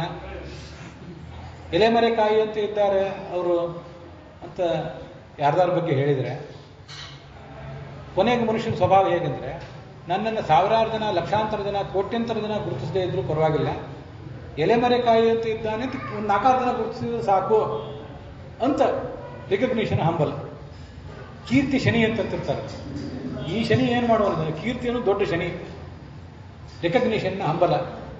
ಮನುಷ್ಯನಿಗೆ ಬೇಕಾದ ಈ ಥರ ಆಗಿ ಹೋಗ್ತಾನೆ ಮನುಷ್ಯ. ಆದರೆ ಭಗವಂತ ಮಾತ್ರ ಯಾವ ಪ್ರಯೋಜನ ಇಲ್ಲದೆ ಇದನ್ನೆಲ್ಲ ಮಾಡ್ತಿದ್ದಾನೆ. ಸಮಸ್ತ ಪ್ರಪಂಚವೂ ಕೂಡ ಅವನಿಗೆ ಅಧೀನವಾಗಿದೆ. ಈ ರಾಜ ಎಲ್ಲರೂ ಹೊರಟ್ರೆ ಅವನ ರಥ ಹೊಡಿಲಿಕ್ಕೆ ಒಬ್ಬ ಸಾರಥಿ ಇರ್ತಾನೆ, ಛತ್ರ ಹಿಡ್ಕೊಳ್ಳಿಕ್ಕೆ ಮತ್ತೊಬ್ಬ ಇರ್ತಾನೆ, ಆಯುಧ ಹಿಡ್ಕೊಳ್ಳಿಕ್ಕೆ ಮತ್ತೊಬ್ಬ ಇರ್ತಾನೆ. ರಾಜನ ಜೊತೆಗೇನೆ ಅವರೆಲ್ಲ ಇರ್ತಾರೆ. ಆದರೆ ರಥಿಕ ಅಂತ ಯಾರನ್ನು ಕರೀತಾರೆ? ರಥದಲ್ಲಿ ಸಂಚಾರ ಮಾಡುವವನು ಯಾರನ್ನು ಕರೀತಾರೆ? ಮಹಾರಥ ಅಂತ ಯಾರನ್ನು ಕರೀತಾರೆ? ರಾಜನನ್ನು ಕರೀತಾರೆ. ಅವನ ಜೊತೆಗಿರುವಂಥ ಸೇವಕರು, ಬಿಲ್ಲು ಬಾಣ ಹಿಡಿದವರು, ಛತ್ರ ಹಿಡಿದವರು ಮಹಾರಥ ಅಂತ ಯಾರೂ ಕರೆಯೋದಿಲ್ಲ. ಯಾಕೆಂದರೆ ರಥಕ್ಕೊಂದು ಬೆಲೆ ಬಂದಿರುವುದು, ಆ ರಥದಿಂದ ಏನಾದರೂ ಮಹಾ ಕೆಲಸ ಆಗುವುದಿದ್ರೆ ಅದು ಒಳಗೆ ರಾಧೆ ಇರುವುದೇ ಕಾರಣ. ಇದು ಕೂಡ ಒಂದು ರಥ ಇದೆ. ನಮ್ಮ ಶರೀರ ಏನಿದೆ, ಇಂದ್ರಿಯಾಣಿ ಹಯಾನಾಹು, ನಮ್ಮ ಎಲ್ಲ ಇಂದ್ರಿಯಗಳು ಕೂಡ ಕುದುರೆಗಳಿದ್ದಂತೆ. ಶರೀರಂ ರಥಮೇವಚ. ಮಹಾಭಾರತ ಇದನ್ನು ಬ್ರಹ್ಮಮಯೋ ರಥ ಅಂತ ವರ್ಣನೆ ಮಾಡ್ತದೆ. ಇದೊಂದು ಬ್ರಹ್ಮರಥ ಅಂತ. ಬ್ರಹ್ಮರಥೋತ್ಸವ ನೋಡಲಿಕ್ಕೆ ಉಡುಪಿಗೋ ತಿರುಪತಿಗೋ ಹೋಗಬೇಕಾದ ಅಗತ್ಯ ಇಲ್ಲ. ನಿತ್ಯ ಇವೆಲ್ಲ ಸಂಚಾರ ಮಾಡ್ತೇವೆ. ಭಗವಂತನಿಗೆ ಪ್ರದಕ್ಷಿಣೆ ಹಾಕ್ತೇವೆ. ಕೆಲವು ರಥಗಳು ಸುಮ್ಮನೆ ಕೂತೇವೆ, ಕೆಲವು ರಥಗಳು ಪ್ರದಕ್ಷಿಣೆ ಮಾಡ್ತೇವೆ, ಕೆಲವು ರಥಗಳು ಹೊರಗೆ ಹೋಗ್ತೇವೆ, ಕೆಲವು ರಥಗಳು ಒಳಗೆ ಬರ್ತೇವೆ. ಎಲ್ಲ ಬ್ರಹ್ಮರಥಗಳೇ. ನೋಡುವ ಕಣ್ಣಿರಬೇಕು. ರಥಸ್ಥಂ ಕೇಶವಂ ದೃಷ್ಟ ಪುನರ್ಜನ್ಮನ ವಿದ್ಯತೆ ಅಂತಿರ್ತಾರಲ್ಲ, ತಿರುಪತಿಯಲ್ಲೋ ಉಡುಪಿಯಲ್ಲೋ ಇರುವ ರಥದಲ್ಲಿರುವ ಭಗವಂತನ ವಿಗ್ರಹವನ್ನು ನೋಡುವುದು ಅಂತ ಅದಕ್ಕೆ ಅರ್ಥ ಅಲ್ಲ. ಇದೊಂದು ರಥ, ನಿಮಗೂ ಒಂದು ರಥ. ನಿಮ್ಮ ರಥದಲ್ಲಿರುವ ಮಹಾರಥನಾದ ಭಗವಂತನನ್ನು, ನಮ್ಮೊಳಗಿರುವ ಭಗವಂತನನ್ನು, ನಿಮ್ಮೊಳಗಿರುವ ಭಗವಂತನನ್ನು ನೋಡಿದರೆ ಸಾಕ್ಷಾತ್ಕರಿಸ್ಕೊಳ್ಳಿಕ್ಕೆ ಸಾಧ್ಯ. ಆದರೆ ಪುನರ್ಜನ್ಮ ಇಲ್ಲ ಅಂತ ಅದರ ತಾತ್ಪರ್ಯ. ಯಥಾ ಮಹಾಂತಿ ಭೂತಾನಿ ಭೂತೇಶು ಉಚ್ಚಾವಚೇಶು ಚ ಪ್ರವಿಷ್ಟಾನಿ ಅಪ್ರವಿಷ್ಟಾನಿ ತಥಾ ತೇಷು ನತೇಶ್ವಹಂ. ಈ ಪಂಚಮಹಾಭೂತಗಳಿವೆ. ಪೃಥ್ವಿ, ಅಪ್ಪು, ತೇಜಸ್ಸು, ವಾಯು, ಆಕಾಶ ಮಹಾಭೂತಗಳಿವೆ. ಅವು ಈ ಶರೀರದ ಒಳಗಿವೆ, ಹೊರಗೂ ಇವೆ. ಎಲ್ಲ ಕಡೆಯೂ ಮಹಾಭೂತಗಳಿವೆ, ಇದ್ದೇ ಇವೆ. ಈ ಶರೀರ ಹುಟ್ಟೋದಕ್ಕಿಂತ ಮುಂಚೆನೂ ಅವಿದ್ದವು. ಶರೀರ ಸತ್ತ ಮೇಲೂ ಅವಿರ್ತವೆ. ಕೋಟಿಗಟ್ಟಲೆ ಶರೀರಗಳು, 500-600 ಕೋಟಿ ಶರೀರಗಳಿವೆ ಈಗ ನಾವು ಬದುಕಿರುವ ಪ್ರಪಂಚದಲ್ಲಿ. ಭೂಮಿಯ ಜನಸಂಖ್ಯೆ ಅಷ್ಟೆ. ಈ ಎಲ್ಲ ಶರೀರಗಳು ಇರುವುದಕ್ಕಿಂತ ಮುಂಚೆನೂ ಪಂಚಮಹಾಭೂತ ಇದ್ದವು. ಶರೀರಗಳು ಒಂದೊಂದಾಗಿ ಸಾಯ್ತವೆ, ಆದರೂ ಪಂಚಮಹಾಭೂತಗಳಿರ್ತವೆ. ಹಾಗೆ ಭಗವಂತನು ಕೂಡ ಪ್ರಪಂಚದ ಒಳಗೆ ಅದಕ್ಕೆ ಆಧಾರವಾಗಿದ್ದಾನೆ. ಭಗವಂತ ಒಳಗಿಲ್ಲದೆ ಹೋದರೆ ಈ ಶರೀರದ ಆಟ ಏನೂ ನಡೆಯೋದಿಲ್ಲ. ಪ್ರಪಂಚ ಇಲ್ಲದ ದೇಶ ಕಾಲದಲ್ಲೂ ಇದ್ದಾನೆ, ಪ್ರಪಂಚ ಇರುವ ದೇಶ ಕಾಲದಲ್ಲೂ ಇದ್ದಾನೆ. ಅವನಿಗೆ ಪ್ರಪಂಚದ ಅವಶ್ಯಕತೆ ಏನಾದರೂ ಇದೆಯಾ? ಏನು ಅವಶ್ಯಕತೆಯೂ ಇಲ್ಲ. ಮಹಾಭಾರತದಲ್ಲಿ ಅಂಥ ಒಂದು ಶ್ಲೋಕವನ್ನು ಉದ್ಯೋಗ ಪರ್ವದಲ್ಲಿ ವರ್ಣನೆ ಮಾಡ್ತಾರೆ. ಈಶನ್ನಪಿ ಲೋಕಸ್ಯ ಸರ್ವಸ್ಯ ಜಗತೋ ವಿಭು ಕರ್ಮಾಣಿ ಕುರುತೆ ನಿತ್ಯಂ ಕೀನಾಶಯೋ ದುರ್ಬಲ. ಹೊಟ್ಟೆಪಾಡಿಗಾಗಿ ನೇಗಿಲ ಯೋಗಿಯಾಗಿ ದುಡಿತಾ ಇರ್ತಾನೆ ಒಬ್ಬ ರೈತ. ಇವತ್ತು ದುಡಿದೆ ಹೋದರೆ ನಾಳೆ ಅವನಿಗೆ ಊಟ ಇಲ್ಲ. ಅಷ್ಟು ಸ್ಥಿತಿ ಒಂದು ಹೀನಾಯಮಾನವಾಗಿರ್ತದೆ. ಅವನು ಹೇಗೆ ದುಡಿತಿರ್ತಾನೋ ಹಾಗೆ ಭಗವಂತ ಕೆಲಸ ಮಾಡ್ತಿರ್ತಾನೆ. ರೈತರನ್ನು ಹೋಲಿಕೆಯಾಗಿ ಕೊಟ್ಟಿದ್ದಾರೆ ಭಗವಂತನಿಗೆ ಮಹಾಭಾರತದಲ್ಲಿ. ಆಚಾರ್ಯ ಭಾಗವತ ತಾತ್ಪರ್ಯದಲ್ಲಿ ಅದನ್ನು ಉದ್ಧರಿಸಿದ್ದಾರೆ. ಏನೂ ಆಗಬೇಕಾದಿಲ್ಲ, ಆದರೆ ನಿರಂತರವಾಗಿ ಕೆಲಸ ಮಾಡ್ತಿದ್ದಾನೆ, ಪ್ರಪಂಚದ ಒಳಗಿದ್ದಾನೆ. ಪ್ರಪಂಚದ ಸಲುವಾಗಿ ಅವನಿದ್ದಾನೆ ಹೊರತು ಅವನ ಸಲುವಾಗಿ ಪ್ರಪಂಚವಿಲ್ಲ. ಅವನಿಗೇನೂ ಆಗಬೇಕಾಗಿಲ್ಲ ಈ ಪ್ರಪಂಚದಿಂದ. ತನ್ನ ಅಸ್ತಿತ್ವಕ್ಕಾಗಿ ಅವನು ಭಗವಂತನನ್ನೇನಾದರೂ ಅವಲಂಬಿಸಿದ್ದಾನ? ಇಲ್ಲ. ಈ ಕಾರಣದಿಂದ ಪ್ರಪಂಚದೊಳಗೆ ಅವನು ಇಲ್ಲ ಅಂತ ಕೆಲವು ಕಡೆ ಅಂತಾರೆ. ಪ್ರಪಂಚದೊಳಗೆ ಭಗವಂತ ಇಲ್ಲ ಅಂತ ಎಲ್ಲಾದರೂ ಒಂದು ಸ್ಟೇಟ್ಮೆಂಟ್ ನೋಡಿ, ಪ್ರಪಂಚದೊಳಗೆ ಭಗವಂತ ಇಲ್ಲ ಅಂತ ನಾವು ನಿರ್ಧಾರ ಮಾಡಿ ಬಿಡ್ಲಿಕ್ಕೆ ಬರೋದಿಲ್ಲ. ಅವನು ಇಲ್ಲ ಅಂದ್ರೆ ಏನರ್ಥ? ಅವನಿಗೆ ಈ ಪ್ರಪಂಚ ಬೇಕಾಗಿಲ್ಲ, ಪ್ರಪಂಚದಿಂದ ಅವನಿಗಾಗಬೇಕಾದ್ದೇನೂ ಇಲ್ಲ ಅಂತ ಅರ್ಥ. ಭಗವಂತನೇ ಒಂದು ವೇಳೆ ಪ್ರಪಂಚದಲ್ಲಿ ಇಲ್ಲದೆ ಹೋಗಿದ್ರೆ ಈ ಪ್ರಪಂಚ ಇರ್ತಿತ್ತು ಹೇಗೆ? ಕೋಹ್ಯಮಾನ್ಯಾತ್ ಕಃ ಪ್ರಾಣ್ಯಾತ್ ದೇಶ ಆಕಾಶ ಆನಂದೋನಸ್ತ್ಯಾತ್. ಭಗವಂತ ಆನಂದಮಯನಾದ ಭಗವಂತ ಇಲ್ಲದೆ ಹೋಗಿದ್ರೆ ಈ ಜಗತ್ತಿನಲ್ಲಿ ಏನಾದರೂ ಕೆಲಸ ಮಾಡುವುದು ಆ ಕಡೆ ಇರಲಿರಿ, ಒಂದು ಕಡೆ ಕೂತಿರುವುದಾದರೂ ಹೇಗೆ ಸಾಧ್ಯ? ಉಸಿರಾಟ ಆಡುವುದಾದರೂ ಹೇಗೆ ಸಾಧ್ಯ? ಬೇಸಿಕ್ ಅಸ್ತಿತ್ವವೇ ನಮ್ಮ ಶ್ವಾಸೋಚ್ಛ್ವಾಸವೇ, ಹೃದಯದ ಬಡಿತವೇ. ಇನ್ನು ಪಾಠ ಪ್ರವಚನ ಶ್ರವಣ ಮನನ ಅಂತೂ ಪೂರ್ಣವಾಗಿ ಭಗವಂತನ ಅಧೀನ. ಇದನ್ನು ಆ ಥರ ಆ ಭಗವಂತನ ತಿಳ್ಕೊಳ್ಬೇಕು. ಏತಾವದೇವ ಜಿಜ್ಞಾಸ್ಯಂ ತತ್ವಜಿಜ್ಞಾಸನಾತ್ಮನಃ ಅನ್ವಯ ವ್ಯತಿರೇಕಾಭ್ಯಾಂ ಯತ್ ಸ್ಯಾತ್ ಸರ್ವತ್ರ ಸರ್ವದಾ. ಇದು ಆ ಚತುಶ್ಲೋಕಿ ಭಾಗವತದ 4ನೇ ಶ್ಲೋಕ. ನಾವು ತಿಳ್ಕೊಳ್ಬೇಕಾದದ್ದೇನು? ತತ್ವಜಿಜ್ಞಾಸು ಆದವನು ಈ ಒಂದು ಸರಳ ಸಂಗತಿಯನ್ನು, ಶಾಸ್ತ್ರದ ಸಾರ ತಿಳ್ಕೊಳ್ಬೇಕು. ಎಲ್ಲ ಈ ವಸ್ತುಗಳಿವೆಲ್ಲ, ನಮ್ಮ ಸುತ್ತಮುತ್ತ ಇಷ್ಟೆಲ್ಲ ವಸ್ತುಗಳಿವೆ, ವ್ಯಕ್ತಿಗಳಿದ್ದಾರೆ. ಇವರು ಇರುವ ದೇಶ ಕಾಲದಲ್ಲಿ ಭಗವಂತ ಇದ್ದಾನೆ, ಇವರು ಇಲ್ಲದೇ ಇರುವ ದೇಶ ಕಾಲದಲ್ಲಿಯೂ ಭಗವಂತ ಇದ್ದಾನೆ. ಆದ್ದರಿಂದ ಇವ್ರು ಯಾರಿಂದಲೂ, ಯಾವ ವ್ಯಕ್ತಿಯಿಂದಲೂ, ಯಾವ ವಸ್ತುವಿನಿಂದಲೂ ಭಗವಂತನಿಗೆ ಆಗಬೇಕಾದದ್ದು ಏನೂ ಇಲ್ಲ. ಹೀಗೆ ಅವನ ಆ ಶಕ್ತಿ, ಅವನ ಜ್ಞಾನ ಅದೆಲ್ಲವೂ ಕೂಡ ಇವುಗಳಿಗೆ ಆಧಾರವಾಗಿದೆ, ಸಪೋರ್ಟ್ ಆಗಿದೆ ಹೊರತು ಅವುಗಳಿಂದ ಇವನಿಗೆ ಆಗಬೇಕಾದದ್ದು ಏನೂ ಇಲ್ಲ. ತತ್ವ ಜಿಜ್ಞಾಸೆಯನ್ನು ಮಾಡಬೇಕು ಅಂತಿದ್ದವನು ಭಗವಂತ ಹೇಗೆ ಎಲ್ಲ ಕಡೆ ಇದ್ದಾನೆ, ಎಲ್ಲ ದೇಶದಲ್ಲೂ ಎಲ್ಲ ಕಾಲದಲ್ಲೂ ಇದ್ದಾನೆ ಅಂತನ್ನೋದನ್ನು ಹೀಗೆ ಸರಳವಾಗಿ ಸಂಗ್ರಹ ಮಾಡಿ ತಿಳ್ಕೊಳ್ಬೇಕು. ಹೀಗೆ ಈ ಭಾಗವತವನ್ನು ಉಪದೇಶ ಮಾಡಿದ ಭಗವಂತ ಚತುರ್ಮುಖ ಬ್ರಹ್ಮನಿಗೆ ಉಪದೇಶ ಮಾಡಿ ಇನ್ನು ಮುಂದೆ ಏನು ಮಾಡಿದ, ಸೃಷ್ಟಿ ಮಾಡು ಅಂತ ಹೇಳಿದ. ನಾವು ನಮ್ಮ ಜೀವಮಾನದಲ್ಲಿ ಹೆರುವುದು 1-2 ಮಕ್ಕಳನ್ನು. ಹಿಂದಿನವರು 8-10 ಹೆರ್ತಿದ್ರು, 5-6ಕ್ಕೆ ಬಂತು, 4-3ಕ್ಕೆ ಬಂತು, 1-2ಕ್ಕೆ, 2ರಿಂದ 1ಕ್ಕೆ ಈಗ ಬಂದು ಹಿಡಿದಿಲ್ಲ. ಅಖಂಡವಾದ ಸೃಷ್ಟಿಯನ್ನು ಮಾಡಬೇಕಾದ್ರೆ ಅವನಿಗೆ ಜ್ಞಾನ ಎಷ್ಟಿರಬೇಕು? ಚತುರ್ಮುಖ ಬ್ರಹ್ಮನಿಗೆ ಇಷ್ಟು ದೊಡ್ಡ ಪ್ರಪಂಚವನ್ನು ಸೃಷ್ಟಿ ಮಾಡಬೇಕಾದ್ರೆ ಜ್ಞಾನ ಎಷ್ಟಬೇಕು? ಆ ಜ್ಞಾನವನ್ನು ಸ್ವಯಂ ಪರಮಾತ್ಮ ಅವನಿಗೆ ಕೊಟ್ಟ. ಆ ಜ್ಞಾನ ಅಂಥ ದೊಡ್ಡ ಕಾರ್ಯ, ಸೃಷ್ಟಿ ಎಂಬುದು ಸಣ್ಣ ಕಾರ್ಯ ಅಲ್ಲ. ಆ ಸೃಷ್ಟಿ ಎಂಬ ಮಹಾಕಾರ್ಯಕ್ಕೆ ಮಹಾಜ್ಞಾನವೇ ಬೇಕು. ಅದನ್ನು ಭಗವಂತ ಅವನಿಗೆ ಕೊಟ್ಟ. ಸರಸ್ವತಿ ನದಿ ತೀರದಲ್ಲಿ ವೇದವ್ಯಾಸರು ಕೂತಿದ್ರಲ್ಲ, ಅಲ್ಲಿ ನಾರದರು ಬಂದು ಆ ಪರಮಾತ್ಮನೇ ಕೊಟ್ಟ ಭಾಗವತ ಜ್ಞಾನವನ್ನು ಇವರಿಗೆ ಉಪದೇಶ ಮಾಡಿ ವೇದವ್ಯಾಸರಿಗೆ ಹೇಳಿ ಅವರಿಗೆ ಅದನ್ನು ತೋರಿಸಿಕೊಟ್ರು. ನಾರದ ಅಂದರೆ ತಂಟೆಕೋರ, ಕಲಹಪ್ರಿಯ ಅಂತ ನಮಗೆ ಹೀಗೆಲ್ಲ ಅನಿಸ್ತಿತ್ತು. ಮಹಾಭಾರತದ ರಚನೆಗೆ ನಾರದ ಬೇಕಾಯಿತು, ಭಾಗವತದ ರಚನೆಗೆ ನಾರದ ಬೇಕಾಯಿತು, ರಾಮಾಯಣದ ರಚನೆಗೆ ಅವ್ರು ಬೇಕಾಯಿತು. ಅವಂತ್ಯ ಕಾಲ, ಯಾವತ್ತೂ ತನ್ನ ಕಾಲವನ್ನು ವ್ಯರ್ಥ ಮಾಡದೇ ಇರುವಂಥ ಮಹಾ ತಪಸ್ವಿ ನಾರದ. ನಮ್ಮಂಥವರಿಗೆ, ಕಂಸನಂಥವರಿಗೂ ಏನಾದರೂ ಹೇಳಲಿಕ್ಕೆ, ಚುಚ್ಚಿಕೊಳ್ಳಿಕ್ಕೆ ನಾರದ ಬೇಕು. ಇಂದ್ರಾದಿಗಳಿಗೆ ಹೇಳಿಕೊಳ್ಳಿಕ್ಕೆ, ಧರ್ಮರಾಜನಿಗೆ ರಾಜಸೂಯಾಗ ಮಾಡು ಅಂತ ಹೇಳಲಿಕ್ಕೆ ನಾರದ ಬೇಕಾಯಿತು. ಸ್ವಯಂ ವೇದವ್ಯಾಸನಿಗೆ ನಾರದ ಬೇಕಾಯಿತು ಅಂದರೆ ನಾರದನನ್ನು ಅವಲಂಬಿಸಿದ. ಅವನ ಮಾತು ಕೇಳಿ ಕೆಲವು ಸರಿ ನಾವು ಮಕ್ಕಳು ಮೊಮ್ಮಕ್ಕಳದು ಮಾತು ಕೇಳಿ ಮಾಡ್ತೀವಿ ಅಂತ ಒಪ್ಕೋತೀವಲ್ಲ, ಅವ್ರ ಸಂತೋಷಕ್ಕಾಗಿ. ಹಾಗೆ ಭಗವಂತ ಅದನ್ನು ಮಾಡಿದ.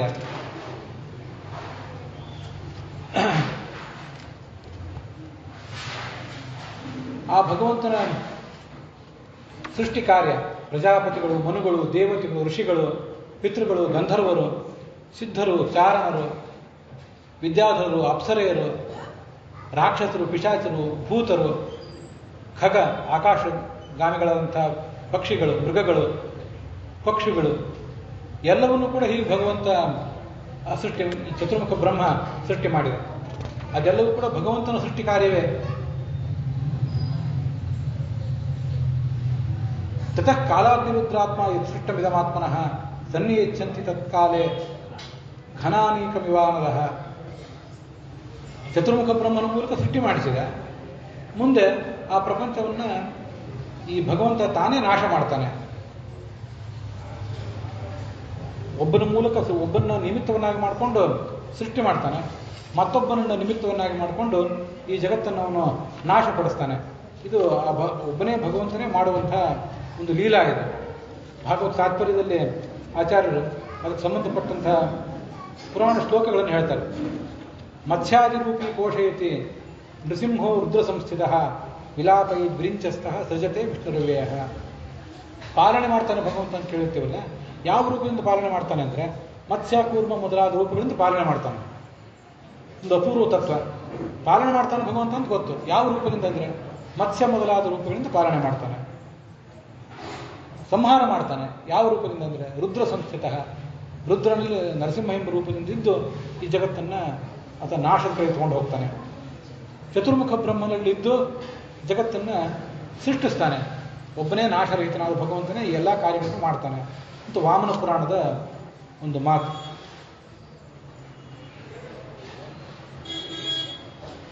ನಚಾಸ್ಯ ಜನ್ಮಕರ್ಮಾಣಿ ಪರಸ್ಯನ ವಿಧೀಯತೆ. ಯಾಕೆ ಶಾಸ್ತ್ರ ಆ ಭಗವಂತನ ಸೃಷ್ಟಿ, ಪಾಲನೆ, ನಾಶ ಮೊದಲಾದವನ್ನು ವರ್ಣನೆ ಮಾಡ್ತದೆ ಅಂದರೆ ಅವನ ಮಹಿಮೆಯನ್ನು ಹೇಳುವುದಕ್ಕಾಗಿ. ಅವನ ಸೃಷ್ಟಿ, ಪಾಲನೆ, ನಾಶ ಮೊದಲಾದವುಗಳನ್ನು ನಾವು ತಿಳಿದ್ರೆ ಅವನ ಮಹಿಮೆಯನ್ನು ಹೇಳಿದಂತೆ ಆಗ್ತದೆ. ಅದಕ್ಕಾಗಿ ಶಾಸ್ತ್ರ ಅದೆಲ್ಲವನ್ನು ವರ್ಣನೆ ಮಾಡಿದೆ. ಹೀಗೆ ನಾನು ನಿನಗೆ ಅದೆಲ್ಲವನ್ನು ವರ್ಣನೆ ಮಾಡಿದ್ದೇನೆ. ಭಗವಂತ ಹೇಗೆ ಸೃಷ್ಟಿ ಮಾಡಿದ ಅಂತನ್ನೋದನ್ನು ವರ್ಣನೆ ಮಾಡಿದ್ದೇನೆ. ಇನ್ನೂ ಮುಂದೆ ಅನೇಕ ವಿಷಯಗಳನ್ನು ವರ್ಣನೆ ಮಾಡುವನಿದ್ದೇನೆ, ಅದನ್ನು ಕೇಳು ಅಂತ ಪರೀಕ್ಷಿತನಿಗೆ ಶುಕಾಚಾರ್ಯ ಹೇಳಿದರು.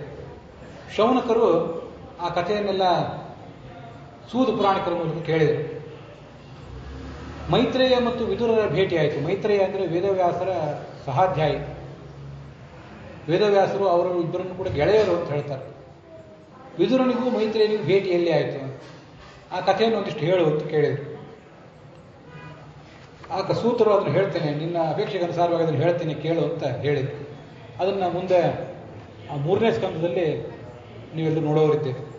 ಅಲ್ಲಿಗೆ ಈ ಶ್ರೀಮದ್ ಭಾಗವತೆ ಮಹಾಪುರಾಣೆ ಶ್ರೀಮದ್ ಪಾರಮಹಂಸ್ಯಾಂ ಅಷ್ಟಾದಶ ಸಾಹಸ್ಯಾಂ ಸಂಹಿತಾಯಾಂ ವೈಯಾಸಿಕ್ಯಾಂ ದ್ವಿತೀಯ ಸ್ಕಂಧೆ 10ನೇ ಅಧ್ಯಾಯ, 10ನೇ ಅಧ್ಯಾಯ ಮತ್ತು 2ನೇ ಸ್ಕಂಧವು ಕೂಡ ಸಮಾಪ್ತವಾಗಿದೆ.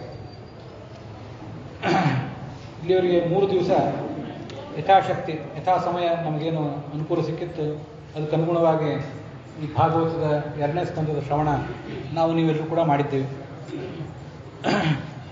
ನೀವು ಇಬ್ಬರು ದಂಪತಿಗಳು ಕೂಡ ಇದನ್ನು ಇಂಥ ಒಂದು ಕಾರ್ಯಕ್ರಮವನ್ನು ಜ್ಞಾನ ಕಾರ್ಯವನ್ನು ಮಾಡಿಸ್ತಾ ಇದ್ದೇವೆ. ಶ್ರವಣ ಮನನ ಧ್ಯಾನ ನಾವು ಮಾಡಬೇಕು, ಮನುಷ್ಯನ ಮೂಲ ಕರ್ತವ್ಯ. ಧ್ಯಾನ ಅನ್ನುವುದು ನಿಮ್ಮ ಹೆಸರಿನಲ್ಲೇ ಇದೆ. ಧ್ಯಾನವನ್ನು ನಿಮ್ಮ ಹೆಸರಿನಲ್ಲೇ ಇಟ್ಕೊಂಡು ನೀವು ಜೀವನದ ಧ್ಯೇಯವನ್ನಾಗಿ ಮಾಡ್ಕೊಂಡಿದ್ದೀರಿ. ರಾಮನ ಧ್ಯಾನವನ್ನು ಮಾಡ್ತಾ ಇದ್ದೀರಿ. ನೀವು ಅಂಥ ಮಹಾಕಾರ್ಯವನ್ನು ಮಾಡಿಸಿದಿರಿ ಅಂತ ಅನೇಕ ಭಾಗವತರು ಕೂಡ ಇಲ್ಲಿ ಬಂದು ಕೂತ್ಕೊಂಡು ಅದನ್ನು ಕೇಳುವಂತಾಯಿತು. ಆ ಒಂದು ಶ್ರವಣದಲ್ಲೇ ನಾನು ಕೂಡ ತೊಡಗಲಿಕ್ಕೆ ಒಂದು ಅಲ್ಪವಾದಂಥ ಸೇವಾ ಸಲ್ಲಿಸಲಿಕ್ಕೆ ಸಾಧ್ಯ ಆಯಿತು. ಗುರುವಾರದ ದಿವಸ ರಾಘವೇಂದ್ರ ಗುರುಗಳ ಅಂತರ್ಯಾಮಿಯಾದಂಥ ಭಾರತೀಯರ ಮುಖ್ಯ ಪ್ರಾಣಾಂತರ್ಗತನಾದಂಥ ಚತುರ್ಮುಖ ಬ್ರಹ್ಮನ ಮಹಿಮಾ ನಾವಿಲ್ಲಿ ನೋಡಿದರು. ಅವನ ಅಂತರ್ಯಾಮಿಯಾಗಿರ್ತಕ್ಕಂಥ ಲಕ್ಷ್ಮೀ ರಮಣನಾದಂಥ ನಾರಾಯಣನಿಗೆ ಈ ಭಾಗ ಅರ್ಪಿತ ಆಗುತ್ತೆ. ಮತ್ತು ನಾನೀಗಾಗಲೇ ಮೊನ್ನೆ ದಿವಸ ಹೇಳಿದ್ದೆ, ನಮ್ಮ ತಾಯಿಯವರ ಸ್ಮರಣಾರ್ಥ ನಾವು ಮಾಡುವಂಥ ಅನೇಕ ಕಾರ್ಯಕ್ರಮಗಳೇನಿವೆ, ಬೆಳಗ್ಗೆಯಿಂದ ಆರಂಭಿಸಿ ಇಡೀ ವರ್ಷದ ಉದ್ದಕ್ಕೂ ಅವರ ಮಾಸಿಕ ಮೊದಲಾದ ಕಾರ್ಯಗಳನ್ನು ಮಾಡ್ತಾ ಇರ್ತೀವಿ. ಇವತ್ತು ಕೂಡ ಇವತ್ತು ಅವ್ರು ಮಾಸಿಕ ಮಾಡಿದ್ದೇವೆ. ಅದನ್ನು ಹೀಗೆ ಜ್ಞಾನ ಕಾರ್ಯವನ್ನು ಕೂಡ ಮಾಡಲಿಕ್ಕೆ ಅನುಕೂಲ ಆಯಿತು. ಇಲ್ಲದೇ ಇದ್ದರೂ ಮಾಡ್ತಿದ್ದೆವು. ಭಾಗವತರಾದ ನಿಮ್ಮೆಲ್ಲರ ಜೊತೆ ಸೇರಿ ಮಾಡುವ ಯೋಗ ಬಂತಷ್ಟೆ. ಶ್ರೀಕೃಷ್ಣಾರ್ಪಣ ವಸ್ತು. ಖುಷಿಯ ನಾಡಿ ಹೊಟ್ಟೆ ಹೊರೆಯುವ ವಿಷಯದಲ್ಲಿ ರಸಿಕನೆಂದು ರುಚಿಗೆ ಹಾಕಲಿರುವ ಇನ್ನು ಶ್ರೀಕೇಶ ಈಶನಿನ್ನ ಚರಣ ಭಜನೆ ಆಸೆಯಿಂದ ಮಾಡುವೆ ದೋಷ ರಾಶಿ ನಾಶ ಮಾಡು ಶ್ರೀಶಕೇಶವ. ಶ್ರೀಕೃಷ್ಣಾರ್ಪಣ ವಸ್ತು.